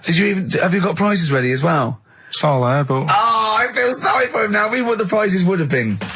I'd rather just give them away to the first person to email in, frankly, than have to go through the torment of Rockbusters. Oh, God! Look at Carl's face! I wish you could... Oh, can't we get this on telly just for Carl's face? Hey, I'll tell you what we could do, Steve. You know, like Smiley Miley and that used to take the Radio 1 Roadshow out? Oh, man, that would be amazing. Come on. Should we take it out? Hello, Bournemouth. Yeah, how many miles have I done? Don't care. No, should we do this? How many miles have we done? Well, XFM's down the road. Yeah. 1. Yeah. Should we take it out the road just so they can see Karl Pilkington? To be fair, though, I mean, you're not really keen to leave W1, are you? Well, we wouldn't. Right, so where exactly would we take the roadshow? We'd do it outside. Outside the building? Yeah. Right, okay. And what would we do? It's called a roadshow because it's in the road, and I imagine, isn't it? And we'd give away T-shirts? Throw in T-shirts, and then we'd have a band. We'd have band playing. What was that band playing tonight? I forget, something Diesel, was it? Yeah. See, instantly forgettable. I mean, that was my point, really. we could have them on. Yeah, great. Yeah. We'd get a couple of celebrity pals down. Someone from Big Brother 2. That would be ideal. Well, Josh, the other little gay fella. Yeah. He'd come on, just wave. Yeah. I'm beginning to like the idea. Yeah. Brilliant, yeah. So we'll have Josh, something Diesel, we're playing the Bull and Gates tonight, whatever it is. Yeah. Right, I'll throw out some T-shirts. Yeah. And then, Carl will do a live Rockbusters. Yeah? Well, I don't know. Do you want it? I just think that ruins it slightly. It would just bring the whole afternoon down, Rick, I think. We get it sponsored by someone. Yeah? No? Well, I'm just trying to inject a bit of... Read the prizes, what we would have done. There's a PlayStation game here. I guess it's maybe not been released yet. It's a little demo of that. What's this? The American Song Poem Anthology. I don't exactly know what that is again, but lots of songs on there and a couple of compilations, arbitrary compilations, the Club Anthems compilation, the best summer holiday album ever. Wow. There it is again. You've certainly sold it to me, Steve. The best air guitar album again. Brilliant. And an old edition of Only Fools and Horses. So, you really haven't put the effort into the prizes, Carl. So if that's the prizes, if that's the whole point of the competition, and they're the best prizes you could conjure up, in God's name, how bad are the clues this week? That's why he doesn't want you to do it, Carl. All right, we won't bother. Forget it. Doesn't matter. Good. Excellent. Well, that's resolved. Brilliant. Crazy beat there on XFM 104.9. Right, we're gonna do Educating Ricky instead of Rockbusters. Incidentally, on the subject of Rockbusters, we just had an email from Phil. He says, I could do with this week's rather shoddy array of prizes, as I'm doing a car boot sale tomorrow and need a bit more tact to fill the table. Probably send it we might as well do it anyway. Yeah. Carl, come on, what's the matter with you? Are we doing Rockbusters? I'll tell you what. Come on, Rick. I'll tell you what, because it's your special day and I want you to have a great time today. Yeah. We're going to do Rockbusters If you cheer up, Miserable. He just got ratty then. Go, no, don't push it on my head. Don't put it on my head. Right, what were you trying to put on my head? I was trying to put a pear on your head to knock it off with a ball, like William Tell, but it was, because your head is so round and the pear was round, I tried to flatten it a little bit, and I didn't know it was a juicy pear. So, I thought it'd be like just to crush it a little bit, and then he went mental because he had juice running down his face. Oh. Why is it my fault? The pear's a faulty pear. Exactly. Get proper fruit in here. It worked with the apple, That was fine. and then he gets ratty with me. Okay, let's not waste any time with Rockbusters. Can we really, let's whip through it? Just 'cause whip no through one's it. Just do the interested, clues, so- quickly. Quick, go, Rockbusters. Right, go. Right, the first clue. Yeah, hurry up, faster. All the police cars are on fire. All the police cars are on fire. What's the initials? BS. BS, all the police cars are on fire. Good. What's the next one? The director of 28 Days Later is shouting about sleeping outside. Yeah, okay, what's the initials for that? DB. Right, okay. Okay, yeah. Right, go on then. He wants to be a sailor. Why is that? Yeah, what's the initials there? B. Brilliant, okay. Give them again quickly, because I didn't quite catch the second one, so but go from the top. All the police cars are on fire. Yeah, that's BS. BS. Yeah. The director of 28 Days Later is shouting about sleeping outside. Yeah, okay. DB. Yeah. Right? He wants to be a sailor. Why is that? Yeah. B. B, okay then, brilliant. Okay, now Carl, you gonna cheer up now? Email only, Ricky Gervais at virgin.co.net. Radio 1 Roadshow. Smiley Miley. So have we got a recap on Rockbusters anyway? No, recap. just do the... Has anyone got the right answers? Has so anyone far- got the right answers? Let me just check here. Here's one from someone who just says, he's given an answer. Answer to number 1, I. Number 2, don't. Number 3, care. Right, okay, is he close? Has anyone got 3 answers? I can't find one with 3 answers. So, again, you've done something wrong, Carl. No, no. This isn't radio, play a record. There you go. Someone's got it. Give it to them. Fine. Okay, give us the clues again, we'll give the answers straight away. Yeah. No fanning around. Yeah, Right. it's really pointless. Number 1. Yeah. All the police cars are on fire. BS. BS. Yeah, what was that? I can think of something. Go on. Blazing Squad. Brilliant. Okay. Right. The director of 28 Days Later is shouting about sleeping outside. Yeah. That's Dan Yell Bedingfield. Right? Danielle We're never- Bedingfield. Right, we'll never let him do this again. I told you I washed my hands of it. I know, but I Why just did you thought... let him? Why do you... Because he was grumpy. But this is what happens. Look what's happened. Danielle Bedingfield. That's what happened. The director of... So Danny Boy, so Dan, right, all that for Dan, but shouting about being... Dan Yell Bedingfield, right? What's the last one? He wants to be a sailor. Why is that? Yeah? Beyonce. What does that mean? Beyonce. Who wants to be on the sea. Play record. You're never doing it again. You I just can't- signed your death warrant. What have we You're done? never doing Rockbusters again. And if Monkey News is back, they would ban that as well. We've And we're unleashed it. serious this time. So Joe in Catford. Stuff off to you. Oh, I can't believe what we've done. He's even doing the shout out. There you won. Well done on that. What have we done, Rick? What have we done? There's a little sailor fella. He wants to, join the Navy. Why? Beyonce. Beyonce. Knowles. Is his surname? Yeah. Midshipman Knowles. Ricky Gervais with me, Steve Merchant, Karl Pilkington, possibly for the last time. And as a special treat, a return, sort of like a summer special, an end of term, well, a gift to the fans. Carl is bringing back Rockbusters. No. Do you want to explain it? Rockbusters is basically blockbusters, completely ripped off, done with music, that may or may not be a cryptic clue, and may or may not be the actual band name, and may or may not be the actual letters he said they were in the first place. Do you want to sort of describe one, though, in case someone's a new listener? And, Well, Exploding Pet was Atomic Kitten. Yeah. Okay. So- Basically, for those of you who are new to the show, this is the final show, Carl reads out what he considers to be a cryptic clue. It's Yeah. not a cryptic clue, it's just some words. Just a string Yeah. of words. Yeah. And from that, you are supposed to deduct the name of an artist or a group or a band. We've had things like the Jamaican fella swinging a fish round. That was D-Trout Spinners. The trout spinners. So that's the level of intellect you are getting from Karl Pilkington. What was the one- Just do the competition, what? I was thinking was it she fell down in Whitney Texas? Houston. She fell down into a puddle in Texas. On a knee, Whitney Houston. Yeah, so you said it twice. It's not cryptic, so just do it. Come on. Right, so there's 3 of them, and you email in your answers. We've got some good prizes today and that. Right. Well, let me say the prizes. They aren't bad. They're Whiz through it, because this, you know, the competition's bad enough, let alone just listen. What's he got? 3 DVDs and about 6 CDs. He's got the young ones and all that, like TV things. There's some great CDs, yeah, go on. Right, so the first one, cryptic clue. This vegetable started life down under. Right? This vegetable started life down under. The initials K-O. Right? K-O.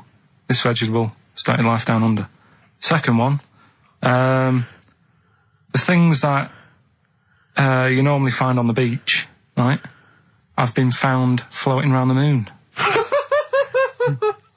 Right? Yeah. That's, I think it's TS. You think it's TS? Yeah. You set the questions, but you're not sure. So, the things you normally find on the beach have been found floating around the moon, right? And the last one, well, if you put that many in the post, I'm surprised I didn't receive one. Right? He thinks they're great! Well, he thinks he's brilliant! Well, you know, if you put that many in the post, I'm surprised I didn't receive one. Is it acting? He did all the... yeah. The initials there, FC. FC. FC, right? So you email in the answers, ricky.gervais@xfm.co.uk. Win that stuff. Let's slam dunk in some sounds. Well, slam dunk some ads first. Okay. Coming up, Telegraph, just keep listening because Monkey News is coming up. And should we do the results of Rockbusters, the worst quiz? The best quiz. Best quiz. On radio. Do that shortly, although, Are we doing Rockbusters or what? Yeah. Oh, she sent you in there to read up on Einstein. Oh, brilliant! Wait a minute, can I just check? A final question. What did the woman across the way... What happened? What was her reaction? I didn't look again. I just thought you've seen a bit of action as well. We're both happy. Let's leave it. Brilliant. So were you waddling around like a penguin with your trousers around your ankles? I just was walking about and Suzanne said, "What are you doing?" I said, "I'll explain to you in a bit, but don't look out the window because then it's Excellent. obvious." Then he sees, she calls her husband to look at Carl going naked. He goes, "Oh, she's got a... Quick, Suzanne, get him out. There's only one with you can do. Get some more friends. They've gone one more." Anyway. Brilliant. Right, play a record and come back to Rockbusters. And Monkey News. We haven't got enough time. Do Rockbusters. Oh, God almighty. Hanging around with Transformer. A little bit of Lou Reed. Nearly finished. 12 minutes until We Are No More. But don't forget, Monkey News still to come. Well, yeah, don't forget that. Monkey News still to come. But now the answers to Rockbusters. Right, do the clues. Alright, the first clue was this vegetable started its life down under. The initials were KO. That was Collie Osborne. Alright? Collie Osborne. The second one was... No, what are we letting that go? Yep, we haven't got time, Rick. Well, it's just not the word. We haven't got time, Rick. Oh, so cauliflowers don't start down under. They're on top. It's not like carrots. No, down under is in Osborne. Osborne, It was born in Oz. Osborne. Right. Collie. I thought you meant started. Her name's not Collie. Right, the second one was the things that you normally find on the beach. Right, they've been found floating around the moon. That's the space shells. Right, specials. We're going to just tweak it a bit. This is rubbish. I mean, no, this isn't even funny though. I mean, they're no good at all. Cryptic. It's not cryptic. It's wrong. It's not cryptic. The last one was well, if you put that many in the post, I'm surprised I didn't receive one. Go on. That's FC 50 cent. Right? What? 50 cent. It was 50 cent. I didn't receive any, so who's... Collie Osborne. Collie. Her name's not Collie. Her name is not Collie. Doesn't matter. It doesn't matter. Well done to Gina Ferry, who has emailed in. She's got all those answers right. Yeah, just emailing your address and that. And... Yeah, email that. You're such an idiot, Carl. As are you, Gina. All right. we should go in a competition. Who's the tastiest cartoon ever? Well, actually, I threw someone up did contribute. Cheetara. I threw up Jessica Rabbit. I've had some people contribute here on Go the on. email. We've got someone here, Dom, has emailed us. He's told us that for him, Daphne from Scooby-Doo. Yeah, Always popular choice. And obviously this is one I've never quite understood. Wilma from the Flintstones. I've actually always felt that Wilma, I don't know, I just thought she was a bit... No, not a bit Wilma. homely. Betty, surely. Yeah, Betty. Well, this is what I'm doing. Wilma, I mean, yeah, Betty, surely, but Wilma? No, I mean, it's she's just quite like- homely. But Betty, yeah. Come on, Steve. You wouldn't say no to Wilma. No, I suppose not. If it was on... I'd be worried about Fred, if he found out. I would... Well, I'd hate to do it, you I know. don't want to do it to Fred, he's a good guy. He is, isn't he? He's a bit of a chump. Whereas Barney, to be honest, I don't think he deserves Betty. Do they both work in the quarry? Because, I mean, let's be honest, Fred, not a smart man. I mean, he obviously didn't come out of rock school with anything other than a couple of basic O-levels. I know, but he's a hard-working, sound sort of But guy. they got a big house, they got like a TV, they got that bird thing. Yeah. They I mean, got- I be honest, if I was Fred, I would be a little bit disappointed that my kid does nothing, whereas Barney's can lift up sort of tall buildings. Bam, bam. He's a very strong, you know. I mean, interestingly, Fred loves his job. He's always yabba-dabba doing at the end of the day. He does And he spent the whole yabba-dabba. day lifting rocks from one place to I'll another. tell you what, I wouldn't take that from that cat, though. I would. If a cat picked me up by the scruff neck and put me out, Yeah. right, on the doorstep, I'd right. go mental. I'd get rid of it. I'd get It is a rid of saber-toothed tiger, though, Carl, so it could rip him to shreds. It's not like a normal domestic cat you have nowadays. You know when they go to the drive-in at the beginning? Yeah. And they order, maybe some ribs. Yeah, that The woman huge- makes that huge rib, and it tips the car over. Yeah. Was that her first day on the job? Because it's I've never been ordered before. Yeah, Or either you'd it's have that, thought or- she'd have realised. Yeah, we're out of pig. We've got brontosaurus rib. And Exactly. he goes, won't that knock the car over? No, it won't. I don't know. Rick, can I tell you now, that was an accident waiting to happen. It was really, wasn't it? Yeah. And it did. Oh, dear. Mind you, I went to Texas once, and I had some ribs, and it was like the Flintstones. It was huge. And not only did it look too much like an animal that I couldn't actually eat it, I don't know who could eat it. I mean, seriously, it was 2 foot long. Yeah. And all the it was like half a rib cage. And I It's just... incredible. My friends lived in Texas for a while, and they once were in a kind of diner, and there was, you know those kind of benches that are attached to the table yeah. itself, like a kind of picnic bench? Yeah. And, this huge fat guy came in, he came wobbling, he ordered like this kind of everything you can eat meal, and his fat kind of sort of, you know, kind of... His big wrapped fatty itself- fatness fatted on Exactly. the fat table, yeah. It wrapped itself around the table and everything. Oh, He was God. chowing down, and when he tried to leave, the table came up with him. Oh, no. Imagine that! I mean, they are fat, aren't they? They're big people. They're huge people. But it was that thing we were talking about before, that bloke on Jerry Springer Show who was like 80 stone, right? Now, I felt quite sorry for him. He was really sad and he was crying. It is rad, but my point is this, right? When he got to say 50 stones, Sure. didn't he go, that's too much, That's gotta be isn't it, enough. for a land animal? Exactly. Do you know what I mean? Yeah. That's big, isn't it? I mean, I'm getting worried. I'm 13 stone and I am genuinely getting worried. I'm thinking, oh, Yeah, God. when you've got that big, when you've actually got your own mare, Yeah. When you Yeah, have it's time. when you have to get in helpers to look what the scale says. Yeah. Like 4 or 5 people lift up your belly and go, it's 52 stone. You go, that's too much. Exactly. I'm going to only have 9 breakfasts when you actually, today. when you begin to appear on the Ordnance Survey map, yeah, exactly. Yeah. When You've got your own symbol. It's like we can see 2 things from space now: Fatty and Steve Merchant. We'll be landing All right, at about. well done. Well, no, I'm just Have saying a at go, all. You're yeah. not fat, are you? You're freakish and big. just another Go quick on. thought. Someone's mentioned Daphne from Scooby-Doo, and Yeah. but I've always had a soft spot for Velma. Velma. Because Velma Oh was the no. glasses. I mean, I'd have had She's my- clever. Can I tell you what would have happened if I was in that environment? I was maybe on the... Your glasses would have got tangled No, up. I'd have always had I'd always been making a play for Daphne, right? And Velma would have fancied me, but I'd Yeah. have always ignored it because I was playing for Daphne. And then when I finally realised it was never going to happen with Daphne, I'd have blown it with Velma. That's Maybe the not story of my though. life. Maybe not. Sometimes those, they might, appreciate honesty. And go, listen, I've been hitting on the good-looking one. Yeah. Oi, Four Eyes. Yeah. Do you fancy it, Chubbs? Exactly. Something like that. Let's be honest, is what you're saying. Well, yeah. I'm wondering, I don't mean to be libelous, but Velma, she was quite short, the glasses, the short hair. Lesbian? Hung around with the dog and Lesbian? the bloke. I'm beginning to wonder if she was, yeah, maybe. I was like, see, unfortunately, I said lesbian there, and you still carried on with your assessment of what it is to be a lesbian. It's bad enough doing the cliches of having short hair, but you said the dog. Yeah, well, she hangs around with a dog. So do lesbians do that? Well, have you seen some lesbians? They're right dogs. Good night. Have you seen what I've done there? You know what I've done there, Rick? Comedy award winning. The first cut is the deepest. Let's hear it, Rick. On this album as well is The Killing of George. Georgie Part 1 and 2, remember? About the gay bloke. Georgie Boy was gay, I guess. His favourite song. Carl's favourite song, right? Yeah. And I was going, oh yeah, I remember that, yeah. I said about, and I said, did not intend to take his life. He just pushed it when he gets mugged and killed. Do you know what he said? I was sitting outside, I was singing, he went, well, as I said, they go out too late. They go out too late? He meant gay people go out too late. He went, no, they do. I went, what do you mean? He said, well, they're always out, they go out when people are coming home. He said, if he'd have been in bed by 10, he'd still be alive today. That's a sobering lesson. And he went, Carl. there's one that works here and he's shattered every Monday. Oh, if you're gay and you're listening, just be in bed earlier. Go out when sensible people go out. Yeah. You're right, we're not on the continent, Carl, If you're gay and you're not in bed by 10, go home. Yeah. I don't get it. Now, right, okay, it's the film review. Carl, you just tell it from the heart. Tell us what you thought about the film, what you thought the... Can I just ask, is this the first time you'd seen Gladiator? You'd never seen it before? No. Okay. And what were your thoughts?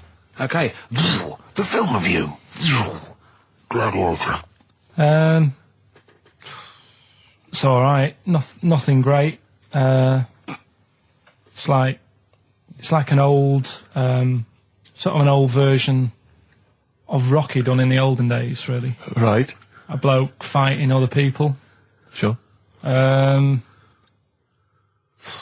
sort of well known is the story?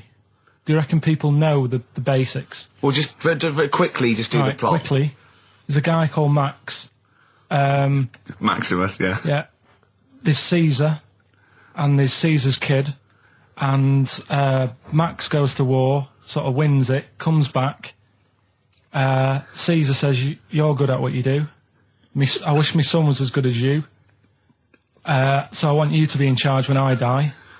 His kid finds out, a bit annoyed about it, kills his dad, because he don't want anyone to hear that he said that he wants him to be in charge. Yeah. So his kid gets in charge and thinks, I'll show you. You're not going to be king, I am. You're going to be a slave or something. And then, next thing you see is... Sorry, can I just stop there? My only thought is the film's 3 hours long, so maybe we shouldn't go through the whole plot. We've done the first 10 minutes, but go on. So, yeah, he's a slave and then... Yeah, but then, that was an interesting bit that I thought, right? I mean, I was watching this with a girlfriend, she was already annoyed because she wanted to watch Friends on E4. Okay. Yeah. It was a good episode as well this week. Was it? Yeah. Don't tell her that. Okay. Right, so she was annoyed and she said, come on then, put it on. And I got it wrong straight away because it says on the back 149, so I thought that was an hour and 49 minutes. It turned out it was 149. No, I thought it was 1 hour 49. Yeah. But it was 149 minutes. Sure. So it overran anyway. By 40 minutes. Yeah. So anyway, the interesting bit was where he was going across the desert on a horse. And I think to show you how long he'd been going across the desert on his horse, he's showing you a shot of the horse's knees and they were bleeding. And I just wondered whether that's what horses do if they run for a long time. Do you know? I don't. Good. Right, so anyway, so he goes on, he keeps going on like this. He's a slave, and then he has a fight at the end with the Caesar's kid, and he kills him. And that's how it ended. Okay, good. What did you think of it? Just generally, what bits... What do you think was wrong with it? Right, well, I've read up on it, and there's already a fact that is wrong. Right. Caesar's kid, he didn't actually kill his dad. His dad died of a natural death. Right, in real life, you mean? Yeah. Okay. And, what's Caesar's kid's name? Comedian or something? I think it's comedian, yeah. Yeah. That's where the name comes from. A funny person is called a comedian. He didn't actually get killed in real life by Max. No. He died by his sister poisoning him, and he didn't die. No. Are you saying that this is not a historical document? It's wrong. All over the place. Yeah. Well, next week I'm giving you Braveheart, and that is actually true. That is factually accurate. I can't handle it. It is. It was a little Australian fella that helped him out. Just for people who watched it, you know that the guy, Caesar's kid, yeah, he died. His sister tried to poison him. That didn't work. Apparently, he was a gay fella, and his boyfriend, who was a wrestler, strangled him. Where did you get this information? On the internet. I thought I'd look it up to see how much of it I actually got right. Yes. and that's what I read. Okay, so out of 10? 5. Really? Yeah. Okay. It's no good. I wouldn't get it out. And it's annoying the way it says, like, you know, this film's got to be seen at the cinema, because I saw it at home and I don't think I missed out on anything. Very good point. I think that's probably the point they're making, but yours is valid too. We'll play a record, and after that I'm going to ask you about Rasputin, the Mad Monk. Go on then. When things like that happen, right, you know, you've been told not to mention it. Yeah. And you're like a little kid. Yeah. And once things are in your head, Yeah. it's difficult not to mention it. I mean, when I was a kid, Yeah. Go on. right, me mum's sister Hazel Right. was seeing another bloke. It's weird because she's a lesbian now. That's really weird. That must have been an interesting Christmas. But anyway, she was seeing this bloke, and he looked like Ken Dodd, apparently. He looked like Ken Dodd. Looked like Ken Dodd. So people said, don't mention it because it gets on his nerves when you like meet him and you go, oh god, you look like Ken Dodd. So I said, all right, his name's Will or whatever. And I was introduced to him. First thing I said, nice to meet you, Ken.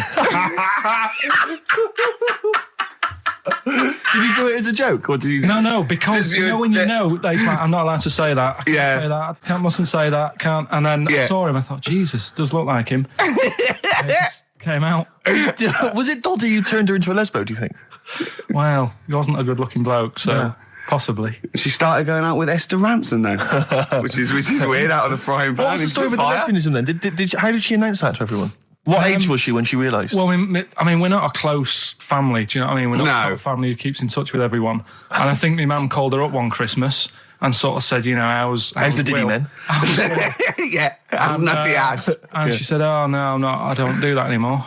I'm knocking about with Sandra or whatever. Right. And it was like, oh, right. Not big butch Sandra with the big earrings and the skinhead. He used to live down the road from you.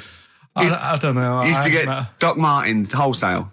That's Sandra. All right. Well, I'm going to be kicking some ass today because I look forward to it. I'm going to be shamelessly self-indulgent. And we've only got 2 shows to go. So I'm playing some of the most beauteous tunes in the world. And I was just telling Carl, lined up a Simon and Garfunkel track, Only Living Boy in New York. He went, why is he the only living boy in New York? I went, what? He went, what does that mean then? I went, I don't know. He went, well, what's it about? I said, I don't care. I said, it's a lovely song. He went, no, but what's it? I said, I don't go into that. I said, he went, I like a story. I said, like what? I said, killing of Georgie, no trickery. Killing of Georgie. I think we should play that at the last. It's good. I heard it the other day on Radio 2. It was cracking. It sounds like, well. It's really good. Tell them what it's about again. It's about little girl, gay fella. A little what? A little gay fella? Yeah. Right. Who, I haven't heard it for a bit, so it's all off memory, this. But, gay bloke, is he from Scotland?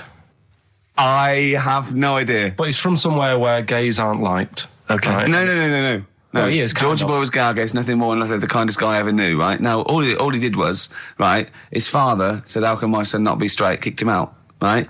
Goes to America. Yeah, but you can handle all that. You can handle your dad not getting on with you if other people around you are into the same scene. Yeah. But he was like, he was left on his own, he didn't know what to do. Yeah. He was getting stressed out. Yeah. So he goes... And this was before, I mean, this is, when did this record come out? Must have been 77? 77, yeah, something like that. Right. And he's... During punk. Right. Oh, I see, yeah. So, you know, the village people had come along and made gay cool. Yeah. That had already happened, Yeah, but it go wasn't on. respected. but he was watching the telly or something, and he saw that New York had loads of them over there, and they're all having a good time. Sure. No, sorry.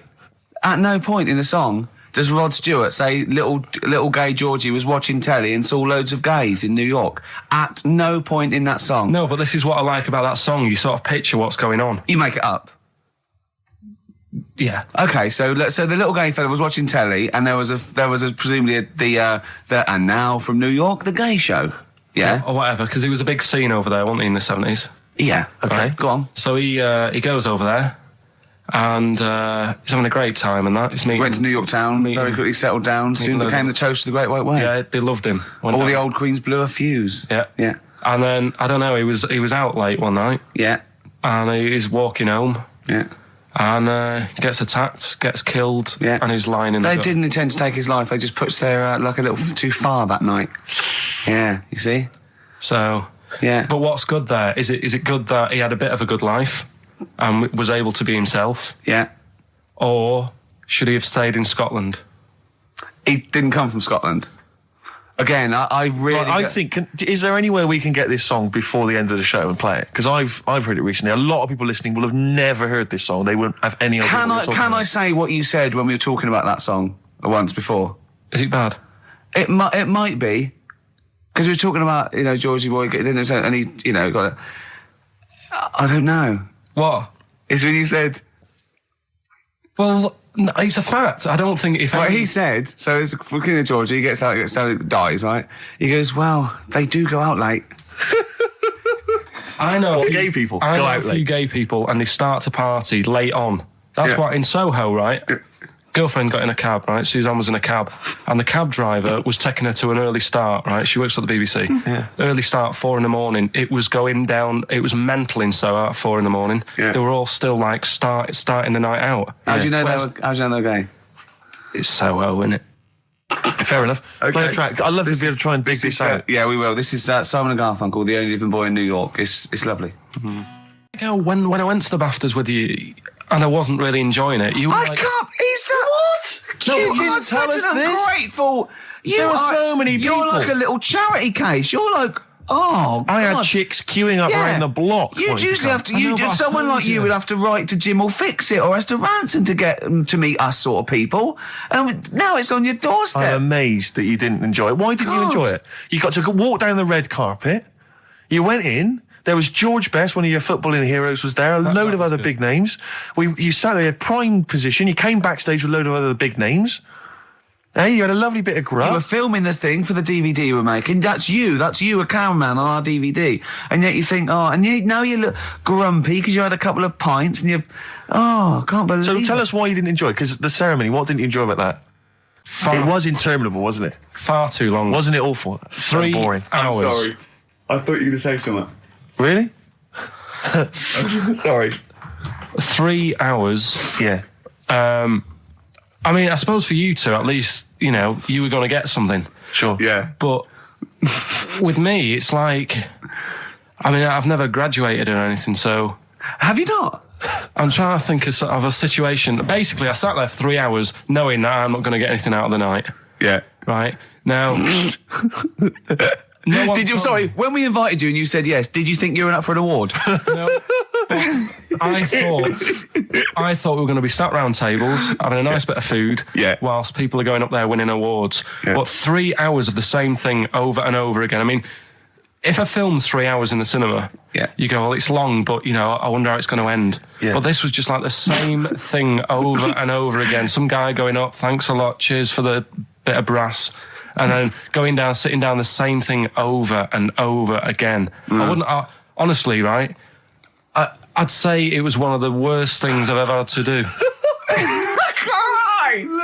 No, I enjoyed the night afterwards when we did have a bit of lamb and a nice bit of veg and that. That was Yeah. all right, and I went home and I was happy. And I got the little freebie bag that you're talking about that we're giving away, which wasn't much good stuff in it. All right. Right. No, What 'cause would you have done on right? that Saturday night? Suzanne What said- would you have done or the Sunday night rather? What would you have done had you been at home? I would have stayed in with Suzanne, right, watching telly, having a nice bit of pate on toast or something, cup of tea, watching 24. But instead, I had to buy an expensive suit, so I didn't show you up, right? Yeah. How much did you spend on your suit? Well, in total, right, because, the shoes and the suit and the shirt and the tie, it was about 600 quid. That's the most expensive evening ever. And that's what I'm saying to you. And the daft thing is, it's dark in there. I don't know why you've got to wear a nice suit. You can't wear a tracksuit, for goodness sake. dark in there. No, just the shirt and that. It doesn't make you a better person wearing a suit. No, doesn't Do make you you a know what I better mean? person. No. We're not claiming it made you a better person. No, but that annoyed me. Yeah. I mean, it was an experience, innit? That's why I went, because you think, if I didn't go, if I would have said to you when you invited me, no, Steve, I don't want to go, then I would have never known, right? Yeah. And that's my sort of thing in life, right? If Yeah. something comes up, you should take it, even if you're not going to like it. It's a bit of an experience. Right. Do you know what he said to me? I phoned him up because we had to meet up, and obviously he had to pose as my gay lover. Yeah. To get in, right? Yeah. He phoned me, what? You said something to me like, I bought a suit, I'm looking good. He said, I'm looking good. People will think, how on earth did he end up with that good-looking guy? So he got into the role. That was what he said to me. He started getting into it. Such an insult. Play a record. I just must say that we've had an email from Daryl Foster. Lots of people have emailed in and said, well done on the BAFTAs and well done on your Room 101. They really liked that. Thank you. There's one guy, Daryl says, Ricky, has your dad only got one D-Mob suit? Because I don't know if you noticed, but Ricky wears the same suit every single time he appears on TV because he spent a fortune on it getting it tailor-made. I've only got one. It's a good suit, and I know. It all the time. And it's winter as well. It's like a pure wool, so I'm sweating everywhere I go. Anyway, usually it's too much cheese. I won't be buying another. Huh? I won't be buying another one. Ever. That's it. Yeah. Suzanne told me today, right, because I've handed it in today to have the trousers turned up a bit. Why? Because it was a bit of a bodge job for the night. Yeah. Right. It was just some pins sort of holding it up the other night, but you didn't notice, and I didn't tell you because I thought you'd be getting on the stage and saying, "Look at that freak over there with his pants hemmed up." But I took it to the place to get it done. Suzanne tells me that I'm going to start shrinking now and getting to that age where you start going small. I know that must have been a revelation to you and a worry. Like, how small do you get? How small do you get? Oh, Right, what are we playing now? I thought we'd have a bit of Marley music. Marley music. Oh, Okay, go on. well, Right. there's going to be a bit of a change, isn't there? Yes, that's absolutely right, Rick. Normally we would end the decided show, obviously, with just- a song for the ladies. But because it's sort of Carl's penultimate show, and we're going to play one of his favourite tracks, what are you going to... Yeah, I just thought we could play this. It is obviously the Killing of Georgie By Rod Stewart. by Rod Stewart, and this is a song for the gays. See, his father took it as a sort of personal slight, but you can't help it, It's not you his know. fault. And as he said, you know, it's just gay. It doesn't make him a nasty person. Not at all. Are you enjoying this, Carl? Yeah, but I'm not gay. No evidence of him being Scottish. No, but When he says they blew a fuse, if they're not electricians, they mean it's sort of And it's not a euphemism either. oh, I'm worried. I'm a bit edgy. He's out late. I know. And he's taken a shortcut, which is mental. Not in New York City. Yeah. He doesn't know the area. He's from Scotland. But it was them that were screaming. I'm suddenly worried. This isn't a true story, is it? Who knows? If it is, we don't know that. Just want to say that we're not... Oh, that'd be terrible. see, how come you think this might be a true story? I just got suddenly worried then. No, but how can this be a true story? But the bloke jumping out of a window and hearing his phone ringing. No, because Rod Stewart, I just suddenly thought, what if he's written a song about this and this bloke did actually exist and was killed? Then I started panicking. Yeah. I don't think it is it? I'm almost certain it's not. Okay. Is that it then? Is that it? Then we got to pack up and go home. Yeah? Well, I think we've enjoyed ourselves. I've loved it. I've loved every minute of it. Karl.Pilkington at xfm.co.uk for your suggestions as to what you're willing to swap for the signed bag. See you next week. Bye. Carl, what was that? That was your little song with a story, That's wasn't another little feature that we do every Saturday. Little So song. make sure you tune in. It's a song that's got a good story in it. There's a lot of music about these What's days. that story about then? What's that story You about? don't know what they're going on about. Whereas that classic from the Kinks called Lola. Yeah, what's it about? I'd listened to it for the first time properly this morning. Yeah. And what I've worked out from it is a fella who goes out for a normal Saturday night out. He's in Soho. Yeah. He's having a Coca-Cola or whatever. And Cherry-Cola, yeah. he sees this woman. He thinks, oh, she's all right. Won't mind a bit of that. So he wanders over, and he sort of gets talking to her. He looks at her. She's got a great figure, nice face, and all that. Lovely knob. And she speaks, and he goes, "Oh God." Got a bit of a bloke voice. Yeah. Got a bit of a voice like a bloke. But he thought, that's their only down point. Sure. So he dances around with her, and I think he sits on his knee, I think he said. Yeah. Anyway, it turns out it's a fella. Yeah. Right. So, A sobering lesson. Yeah. What do you take from that? look away sort of, if you think you might be talking to a bloke in drag. just look at his sort of Adam's apple. And he'll probably have a hairier arse than a woman. Yeah, I think you've gone too far then, though. I think you're already getting too close. It's a bit late to pull out. No, pun intended, definitely. There was a pun intended. Oh, was it? Alright, was it? Yes. Alright, okay, we don't be disgusting then. Right, okay, right, the results of, We ain't got a winner for the first time. Yes, we have, we've got done this loads. feature for... We've got loads of winners. No, we haven't. We've done this feature for 3 weeks. This is the first time I've managed to sort of... What? Well, let's go through them then. What have they got wrong? The first one. The first one? What was The first one, the the first one. Well, hang on. Let's do them in reverse order for a second. So what's the last one? The last one, the clue was That bloke does sport on the telly, and he's got a little kid. What's that? That's Destiny's Child. Des, who does ITV Sport, that's has got terrible, a tiny man. child, right? No, terrible. that's fine. They got that. Okay, Destiny's Child. What's the middle one? Right, the middle one. Right.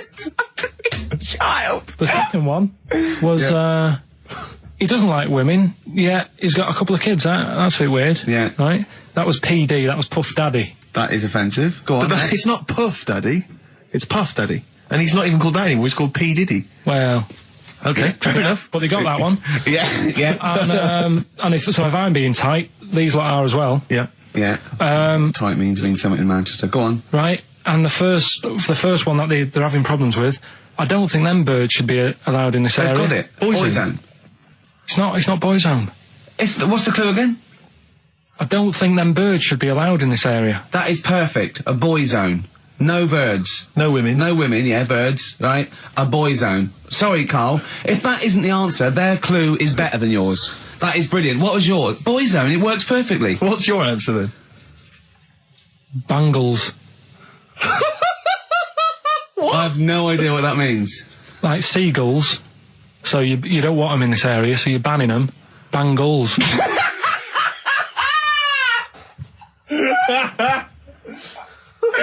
Oh! Well, give it to Boyzone, because Boyzone's better. Don't use birds being loud in this area, it's a Boyzone. I think we should have a rollover. Carl beat them. Carl beat them. You have to use his logic, surely. But theirs works. You can't do what am I thinking. No, that's not what I'm thinking. It perfectly. It works perfectly. I think you've got to give it to the ones that got the Boyzone. Well, how about, right, because they didn't actually get into my head and my way of thinking, heaven right? forbid. How about we just keep back the David Attenborough, and they can have, I'll chuck in the Hellraiser, right? Okay. And Blondie album and the Madness Yeah, one. okay, pick a winner at random. Pick a winner, Steve. I'm going to give it to Paul Sloman, who got those answers, and he also says, P.S. Carl, you're a moron. So, I'm giving that to Paul, and good luck to him. Right, well, He's got a crazy night tonight. If we can rush these over to him, he's got a cracking Saturday night. well, if I'm a moron, I might get your address wrong when I send them to you. Oh, Coming right back at you, Paul. Yes. Right, John, play your song. Is this what we almost Carl's done? annoyed because they it's didn't get wild. banned goals. A song for the ladies. I think we seem to have missed this a lot of weeks, but this Sure. I've been wanting to play this It's for not like ages. us to forget things and that. This is a band, Frente, who kind of came and went and no one yeah. was particularly interested, but they did do this lovely acoustic version of the New Order tune, Bizarre Love Triangle, right. and this just shows you how incredible the melodies and the words and everything are. Brilliant, I'm a fan. New Order, just play this. Good night. Song for the Bye-bye. ladies. Is this Bye. in the week? Do you reckon Richard Anderson will be back next week? Yeah, Richard Anderson will not miss this show. Kids, they know too much now. Yeah. You just Compared to you, yeah. Despair. I know, right? Yeah. Listen to this one, right? Go on. My dad had me niece in the car, right, running her to school one day, and she was in the back of the car with a mate, and they chatting away about stuff like kids do. And they got onto the topic of one of the mates who they said, I mean, you've got to remember, my niece, this point was probably about 5 or 6, something like that, right? In the back of the car, talking about My Little Pony, whatever it is they play with. Subject changed. That Lisa in our class, she's a lesbian, isn't she? Right. That was that's what they were talking about. Yeah. Chatting away about it. Just openly talking about Yeah. lesbianism. And probably, this is the topic that they're talking about in the pub when they're having out drinking. Yeah. Yeah, but they might have thought a lesbian was a funny word or something. You don't necessarily know the ins and outs of it, do they? He's weird though, isn't it? Because when I was younger at school, you didn't you swore a little bit, but it wasn't like major swear words, and you sort of did a little bit of nicking, but nothing like they get up to now. I mean, My girlfriend, when she was about 7 or 8, she was walking to school with her mum, and she called her a C-U-N. Right? You are joking. No, she said, because she thought it was she said she thought it was a big furry animal. So she was being nice, and I remember, where'd you hear that? Where'd you hear that? Like, just heard it at school. So they might not know what it means. But because I'm thinking maybe, did you start the show with that particular kind of manner? Just because obviously a lot of new listeners, I imagine, thanks to the massive poster campaign, and you obviously want to impress them and charm them. There's a few examples today of irony coming back and biting you. Yeah. That seemed like a funny idea at the time, me posing that up. But Jonathan Ross phoned me up when they first went up and he just said, I've just seen a big poster of a predatory gay. Yeah, you do look a little bit. Hello, and what's your name? Would you like to sit down here? And then you're in the background. And also, I think the funny thing about having you as a partner, I mean, the only good thing is that you know, you look weird and tall, like too freakishly tall and lanky. But in that one, no, because your background and you're smiling, you don't look as weird as you do in real life, or as freakishly tall. So it sort of ruins it a little bit for me. They found out that scientists. Oh yeah. I've found out 17th century. That like now, 1 in 10 Rams are gay. 1 in 10 Rams are gay. Yeah. Yeah. So that was like wool it. That's how I could get that in. They got a load of gay and straight Rams. Right. They worked out which were which first. They said, right, that bunch there is a gay bunch. They looked better. They just had more pride in their appearance. And the other ones, you know, the straight ones. And then they gave them to this scientist and said, right, go on, do what you got to do. And they took the brains out of all of them. Just to check. And they did tests on the brain, and it worked out that they've got something smaller in the brain. The gay ones have got something in the brain that makes it smaller. And they said, right, well, that's probably how it's going to work on males, on like males and females and like humans. So you took from this that gays have smaller brains than straight people? No, there's something in the brain. Right, so if someone's saying, you know, oh, I'm a gay, or they're not sure or whatever, they will now be able to find out. So you can go to the doctor and to find out if you're straight or gay. Is there any gay in my brain? Let's have a look. You've got a little bit of a gay in you, yes. A little bit of gay in there. Yes, you've got the, you've got a little bent cell there. Well, that's why they did it, anyway. I don't understand how they could differentiate which was straight and which were gay to begin with, before they then gave it to the scientist. Wasn't that what the scientists figured out? How could they tell? There's one theory that it's genetically determined. There is one. There is a theory that's genetically determined, but I don't think it's as easy as pulling a sheep's brain apart and finding a little pink sort of like blob in there and going, right, we've taken the guy out and now he's going to go and shag some ewes. I don't think it's that straightforward. Although homosexuality does occur at a similar sort of rate in animals, I think. Yeah. Yeah. So you knew that, didn't you? So that's that one. I mean, I just like the idea of the farmer figuring out which is straight and gay. Well, that one's wearing quite a camp-looking neckerchief. So I'm thinking maybe he's gay. Is that? Yeah. I love the fact they can. That one's a big fan of Sophie Ellis-Bextor. Yeah. They would. They put on ABBA and see which ones dance. Exactly. That's how they. Which one? Yeah. Put on like Barbra Streisand and see which ones sing along. That is rubbish. What did I find out? Did you just say that is rubbish? No, I found out other stuff in the week that didn't make the top 3. Wow. We haven't even had to. This must be mediocre stuff. This must be really bad. Yeah. Or it might be dubious. Go on. We've got to think proactively now. We've got to sort this out. See, there's always other things going on in my mind when I'm in that pub quiz. For me, it's just a little bit of fun. Sure. It's a night out. Do you know what I mean? Suzanne enjoys it. Yeah. Bit of a get together. We have a chat beforehand. Yeah. We have a bit of fun. Yeah. But there was other things on my mind. Well, Carl, I could do that here. I don't have to lose a tenner. Wait, what were you thinking during the quiz then, when the questions were coming out? What were you thinking of? Well, what it was, right, just before the quiz started, I had to go to the toilet, right, because the rule is, right, people who don't go to it, once it starts, phones off, no more toilet. They take it dead serious, don't they, right? Yeah. So, I went to the toilet. Now, I'm not being out of order here, it just got me thinking, right? I went to the toilet, the gay fella in there, right? There was a gay fella in there? Gay fella in the toilet. Now, how could you tell? How did you know? Just typical, you know, everything about it, right? Everything about it, right, yeah. Oh. What, large handlebar moustache, leather cap. Butt plugs, amyl nitrate. Could I just say that These views do not reflect the views of the management of XFM or me and Steve. Go Or on, most Carl. of the people in this country. Go on, Carl. What's your problem? Yeah, but this is what I'm worried about, really. But this is why I only got Danny Minogue right. Right? Because this was floating around my mind. Went She's to a the big toilet. gay icon, Now, isn't she? go into the toilet. They have like men's cubicle and they have women's cubicle. Yeah. Now, without sounding out of order, is it wrong for me to think gay men should have their own little cubicle? Go in. They should have their own... Well, not cubicle, you mean an actual toilet, I suppose. When I was at the urinal, Yeah. normally, there's a fella there and then you go, all right. And there's no pressure. But I couldn't go. I was thinking, should I wait? If I go into the toilet, it'll look obvious.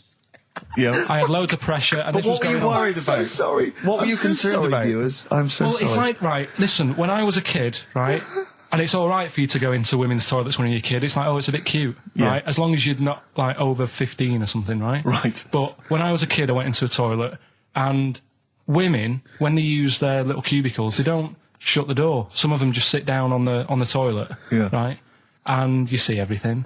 And, no, seriously, that's probably one of the first times I saw, like, a woman. Yeah. That, right, and my Auntie Nora when she was staying over. What happened with your Auntie Nora? She was, she's into wearing caftans. Into wearing what? Caftans. Oh, yeah. What caftans? Big, bellowy sort of dresses. Right. And, yeah, I used to sit on the floor at home in front of the telly. Sure. She was on the chair behind. Yeah. She did a bit of a sort of a Sharon Stone scene. Oh, God. Yeah. Did you see it? There was no underwear. No. What age were you? What was it like? What age were It you? was like a ripped tennis ball. What? Right, we're off air. We're off air. Either that or put us in for the Sonys. Iced tea. That's how I'm living. A bit of old school hip hop. Where's RT? All right. Good point, yeah. Go make me a cup of coffee or something. Well, before you do that, can I just qualify something? I'm a little bit concerned Yeah. about your toilet discussion. What exactly is your point again? I was just a bit bemused. You see, it's a tricky one. All I'm saying is, right, there I was at the pub quiz. I go to the toilet, not thinking about anything. I try to go, right, there's a little gay fella next to me. I love this little gay fella. Now, the weird thing is, there's nothing stopping him having a little glance, right, because he's allowed in the fella's toilet. Yeah. Now, I'm not allowed to go into the woman's toilet and have a little look round. Right. So all I'm saying is, should they have another toilet area? What, for gay people? Yeah. And so this would be gay men and lesbians? Is that going to complicate things? Well, I mean, I can only assume. I mean, to what point? I'll ask you a question, right? If you're intimidated, that's a shame. But most gay men aren't looking at your knob. You know that. What do you mean? I can only say that 99.9% of gay men who use a urinal standing next to what they assume is a heterosexual man aren't looking at his knob. What are they doing then? They're emptying their bladder. No, but the thing is, I can't talk politics for Carl. you're saying like, about would you have one toilet for lesbian women and gay fellas, right?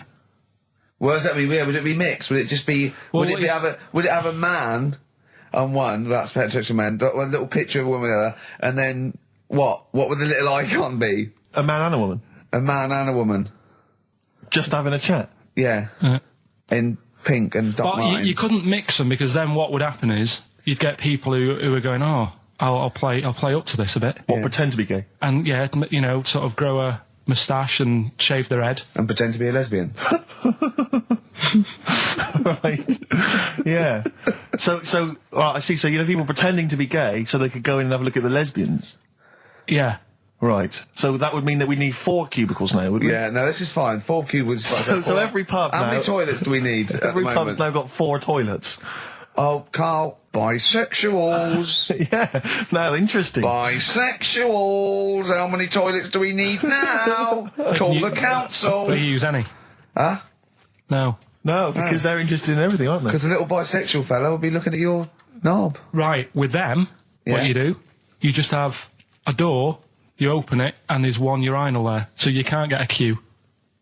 They have to sort of wait. I just thought that, well, why can't there just be a thing between the urinals so no one can look at anyone else's nut? Wait a minute. Just to go back to Ricky's point, what stops, even if we've got the toilet for gay men, what stops the gay men who want to have a look at your willy going in the regular toilet and pretending that they're straight? Most men don't Who's gonna police this? don't wear gay across their No, head. exactly. They don't have a tattoo. There's no branding yet in the British house where they have to declare. So we're going to have to expand this. What So we've do all you- got to carry identity Do you know cards. you can see a gay, can you? Coming a mile off. No? No, I'll just hold it in next time. No. Can you tell gay men? Do you know a gay man? I'd say probably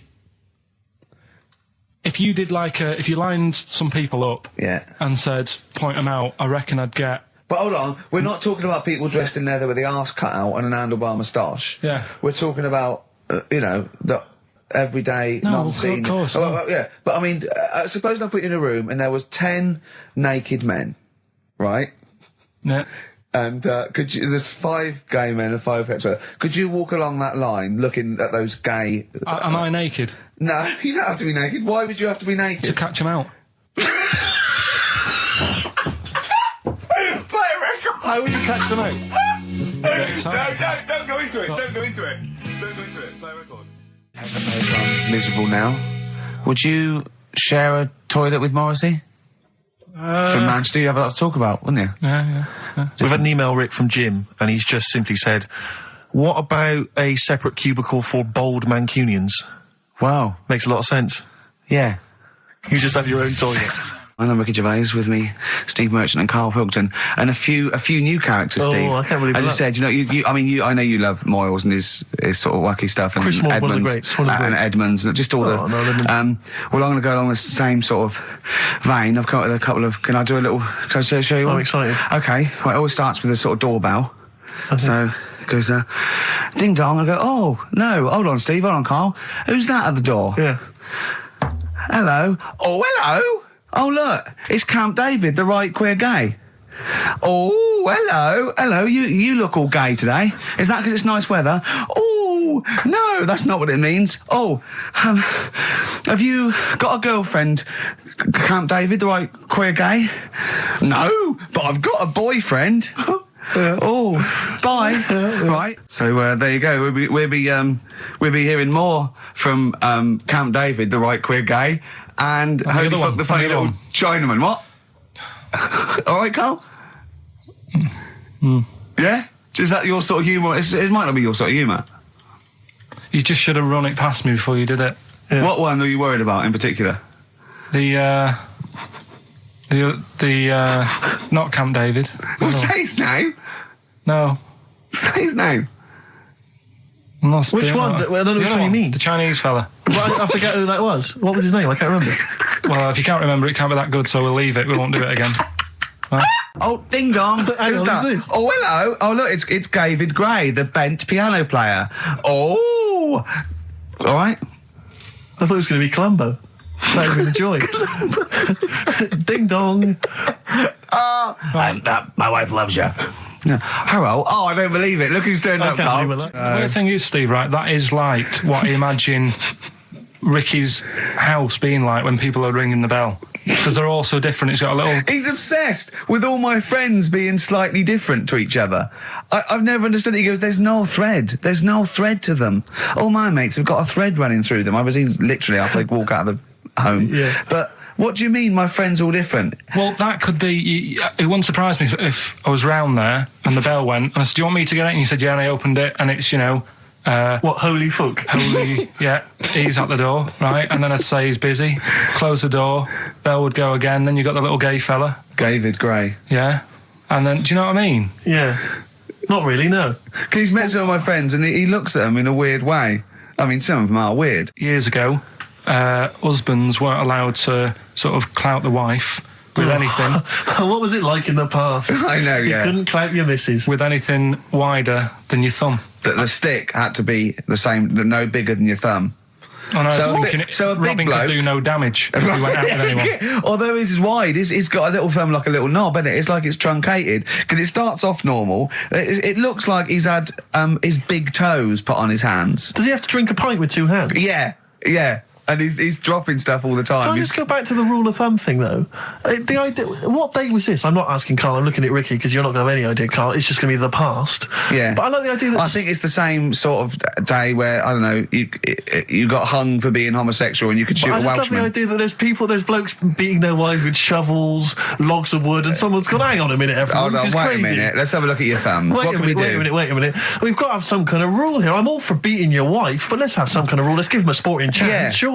He goes, well, I'll tell you what about you can hit her with the width of your thumb? And the wife goes, make it the width of his knob. I go, no. He no. slaps her again. Yeah. Width of your thumb. All right.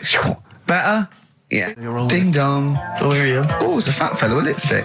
Hello. You're giving away a lot of. I mean, that you're an enigma, Carl. I wouldn't give away your workings. I mean, because then everyone will be able to do it. And what you've got now is a gift that people can't really tap into. Do you know what I mean? See, that's what Lenny Henry and Chris Miles' mistake.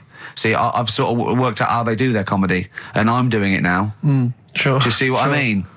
Now that I'm doing. I think the only way that people would start to be able to replicate a lot of what Carl does is if maybe they had a severe blow to the head, or they were diving and they came up to the surface too quickly. Ding dong! Oh, I'd like a severe blow. Oh, get lost, David.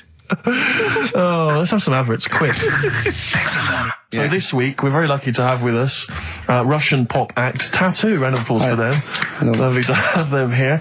Tattoo. Now then, of course, there's been much controversy that your kind of lesbian shtick is just something to try and whip up some press attention. Yeah. Is that We are proper lesbians. We love fanny more than cock. Okay, brilliant. And Tattoo, lovely to have you here. Thanks for coming. Yeah. Now then, you've got some live gigs, I understand, planned. Yeah. Duh. Okay. I can't help but notice that you sound, dare I say it, Tattoo, you don't sound so much Russian as German. No, we cannot do the accent properly. Okay. And Tattoo, it's a joy to have you. Thanks for coming down. And finally, your lesbians would, for instance, either myself or Carl be able to convert you from the lesbian ways? We like the muff so much that the knob is no good for us. All right, well, thanks very much, Tattoo. Yeah, thanks, Tattoo. Thanks very much. Cheers. Extraordinary. Next week, share. Brilliant. So if you've got any guests, special guests you love us to interview, then let us know. Ricky.Gervais@xfm.co.uk. And we'll try and get there. Oh, dear. Play a metal card. Rockbusters answers next. I was going to say, well, do you want to do that? No, let's do it next. After the Just record. was going to say something. What were you going to say? About gays and that. What? In a bit. What were you going to say? Oh, we'll look forward to that. Martina Topley Bird. Need one on XFM 104.9. Right, there goes the girls from Tattoo. See you later. Well Thanks, done. girls. Cheers. A Right, couple of listeners Carl, what were you saying before we cut you off? Yeah, it's just like, you had the girls in and that, and it reminded me, I was talking to Steve in a week. Yeah. I think it's, when people were talking about going to Stringfellas and that, Yeah. I was talking about seeing naked people. Yes, I asked him, I said, when he used to watch, say, he accidentally flipped onto BBC Two and some ballet was on, would his eye ever been drawn to maybe the gentleman's lower regions rather than the ladies? The gentleman's package. Yeah, would your eyes ever be accidentally drawn to that and you couldn't resist it? And you said yes. Yeah, because, right, I don't think I'm Oh, dear. Oh, go on, I mean, fair enough. No, right. I'm always looking at the beautiful ladies, but fair enough. Yeah, No, go on. but... Right, Have you ever looked at Wayne Sleep's testicles? I went out. Have you ever looked at Wayne Sleep's penis and testicles? I went out on a night out, right? And it was it got to some point in the night where two women and two fellas got on the stage. Right. Right? Started stripping off. Yes. Yeah. Just what, members of the audience? No, I think they were like part of the act, right? Right. And What was it, panto? they down the fellas had like their undies on and the girls just had their knickers on. Yeah. Right? And Sounds pretty erotic at the moment. Go on. and at the same time they all whipped their pants off. Yes. Right? It was Now- Bucks Fizz, wasn't it? The adult show. Now I said to Steve, at that point, Sorry, I wasn't there. He said it's to me later. yeah. I said, well, you have a quick glance at the fellas. And then the annoying thing was, I thought, right, now I'll have a look at the women, and it was too late. They put the knickers on. How long were you looking at the fellas? Not that long, but Why were you looking at them first? That's human nature, isn't it? Why? I don't know, but I'm sure you would have done the same thing. You just sort of think, well, how are they shaping up? So it's a comparative test. So who had the biggest knob? Which one of the blokes had the biggest knob? No, it's like, normal. But This is a whole new side of you.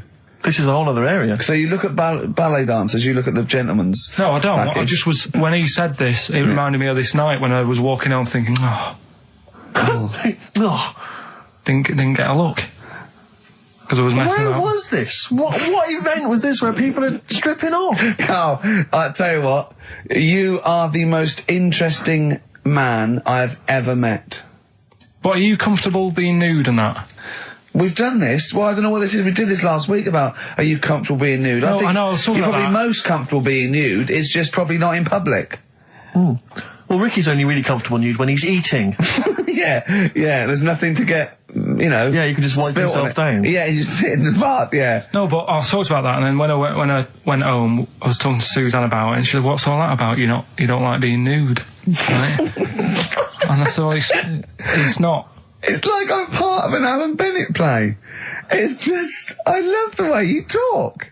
Remember once, right? I don't know if I should talk about this really, but Well, that means you should, so go on. Go on. oh yeah, right. We went to Tenerife, right, one year, and I was still living in I'm Manchester. scared now. Yeah, I don't know I what's said that. going I'm on. actually scared. I'm thinking about Suzanne, but she's Well, working. I don't want to know anything about Suzanne, Come to be on, no, honest. but If come on, it's- It Go on. involves me more. Let's hear the story. Go But on. I'm just explaining to you that I don't like being nude. Yeah. Go on. So you're in Tenerife. In Tenerife, right? Didn't have much money. Stayed in this apartment that wasn't that nice, right? Had cockroaches in it and stuff, right? Didn't have much money to go out at night. So we're in this sort of death trap of an apartment, right? Anyway, so when I was younger, right, had a bit more energy. So He's 30. 80, I know. so start having it away a bit. It's a joy. Beautiful. It's so, good, yeah. I've been here to a while. I love it. Go on. Right, so, doing what I do, right? Yeah. Someone starts banging on the door. So Suzanne Everyone's says, at it. Right, so you mean knocking on the door? Right, okay. knocking on the door, right? So Suzanne said, you better get it. So I said, I can't get it now, can I? I'll have to wait a bit. Right? I can't go to the door. Go on. So the banging's getting louder. Yeah. Someone at the door. Yeah. And she's like, hurry up, it must be important. I'm like, in a minute. So anyway. I don't want to know anymore. No, come on, finish the story. Open the door. It's a fireman. So I just stick my head round, and he's going, you'll have to get out. The building's on fire. Right? So I'm like, in a minute. Sorry, you weren't still having sex at this point?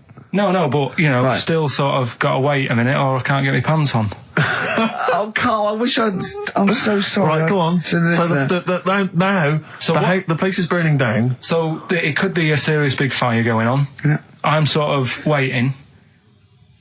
You can hear people sort of screaming and that, panicking. Is that because the door's open and you're nude? The fireman's saying, will you get out, I'm saying, in a minute. Right. And Suzanne was saying, think of something that's not sexy. Sure. So I was thinking of people, thinking maybe down in a fire might sort of calm you down. Yeah. Then the fireman said, we need a big pole. Yeah. Yeah, Sure, go on. But what I'm saying is that, to me, I wouldn't have wanted to go out and be safe over, do you know what I mean, over being naked. I don't like walking about without on.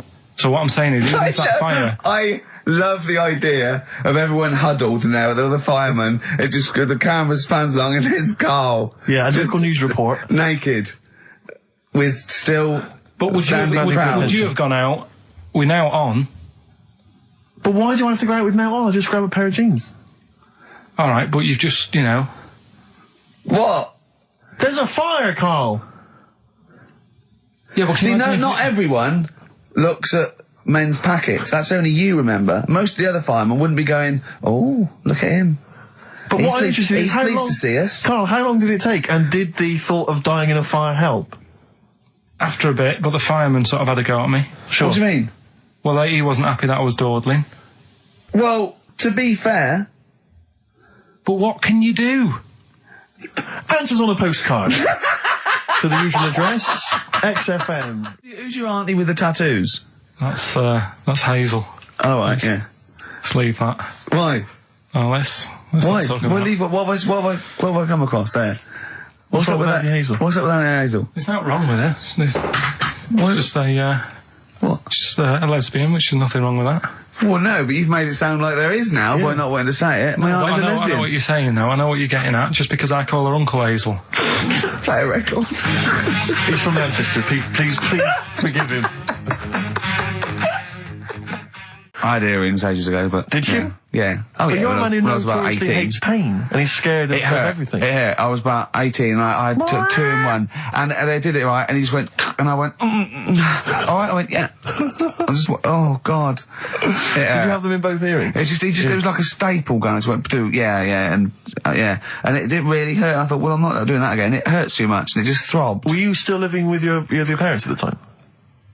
No. I mean, what do people... I'd moved, your kind of oiky Reading family, what would they have made of... Oh, well, they know I had them afterwards, yeah. And But did they take the mick? Oh, God, of course they did, yeah. Yeah. Rick, you ain't going to eat like that. Oh, you'll get followed. Oh, look at you. Look at that. Yeah. That's disgusting. And when I was new romantic, my mum said, bloody hell, I thought I only had one girl.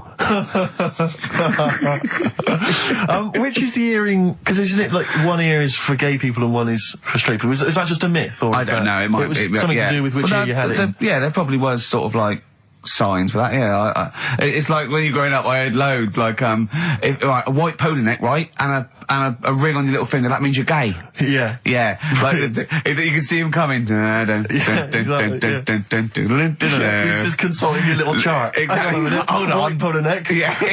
Those are the earrings in the left ear. I got it. I don't know where I am. Wasn't there that thing that that's the famous cover of Born Bruce to Run? Springsteen? Yeah. Where you didn't know the handkerchief, yeah. It was handkerchief in the right hand pocket. Dominant and was, yeah, I don't know. But, where is this information? I wouldn't have known that. I might have gone around, with, if it was hot weather, something to mop my brow, I wouldn't have known that. What, can't the gay people kind of notify us? Can't we have some kind of website or something we can check do you still out? go to that pub with all those sort of like butch blokes? Lovely guys. With the moustaches and, Leather caps, great guys. A lot of them are firemen, a lot of them are like traffic cops. Great people. You know what I mean? Fascinating You know people. you're safe in there. Yeah, and also there's no women to... No. It's like you're just having a great time with the lads. And there's nothing... It's just brilliant. playing pool stripped to your waist. Yeah, I know, yeah. I can talk. Oh, my back's still hurt. So, now coming up the Verve, after that, an amusing link about gay handkerchiefs. Oh, really? Looking forward to this.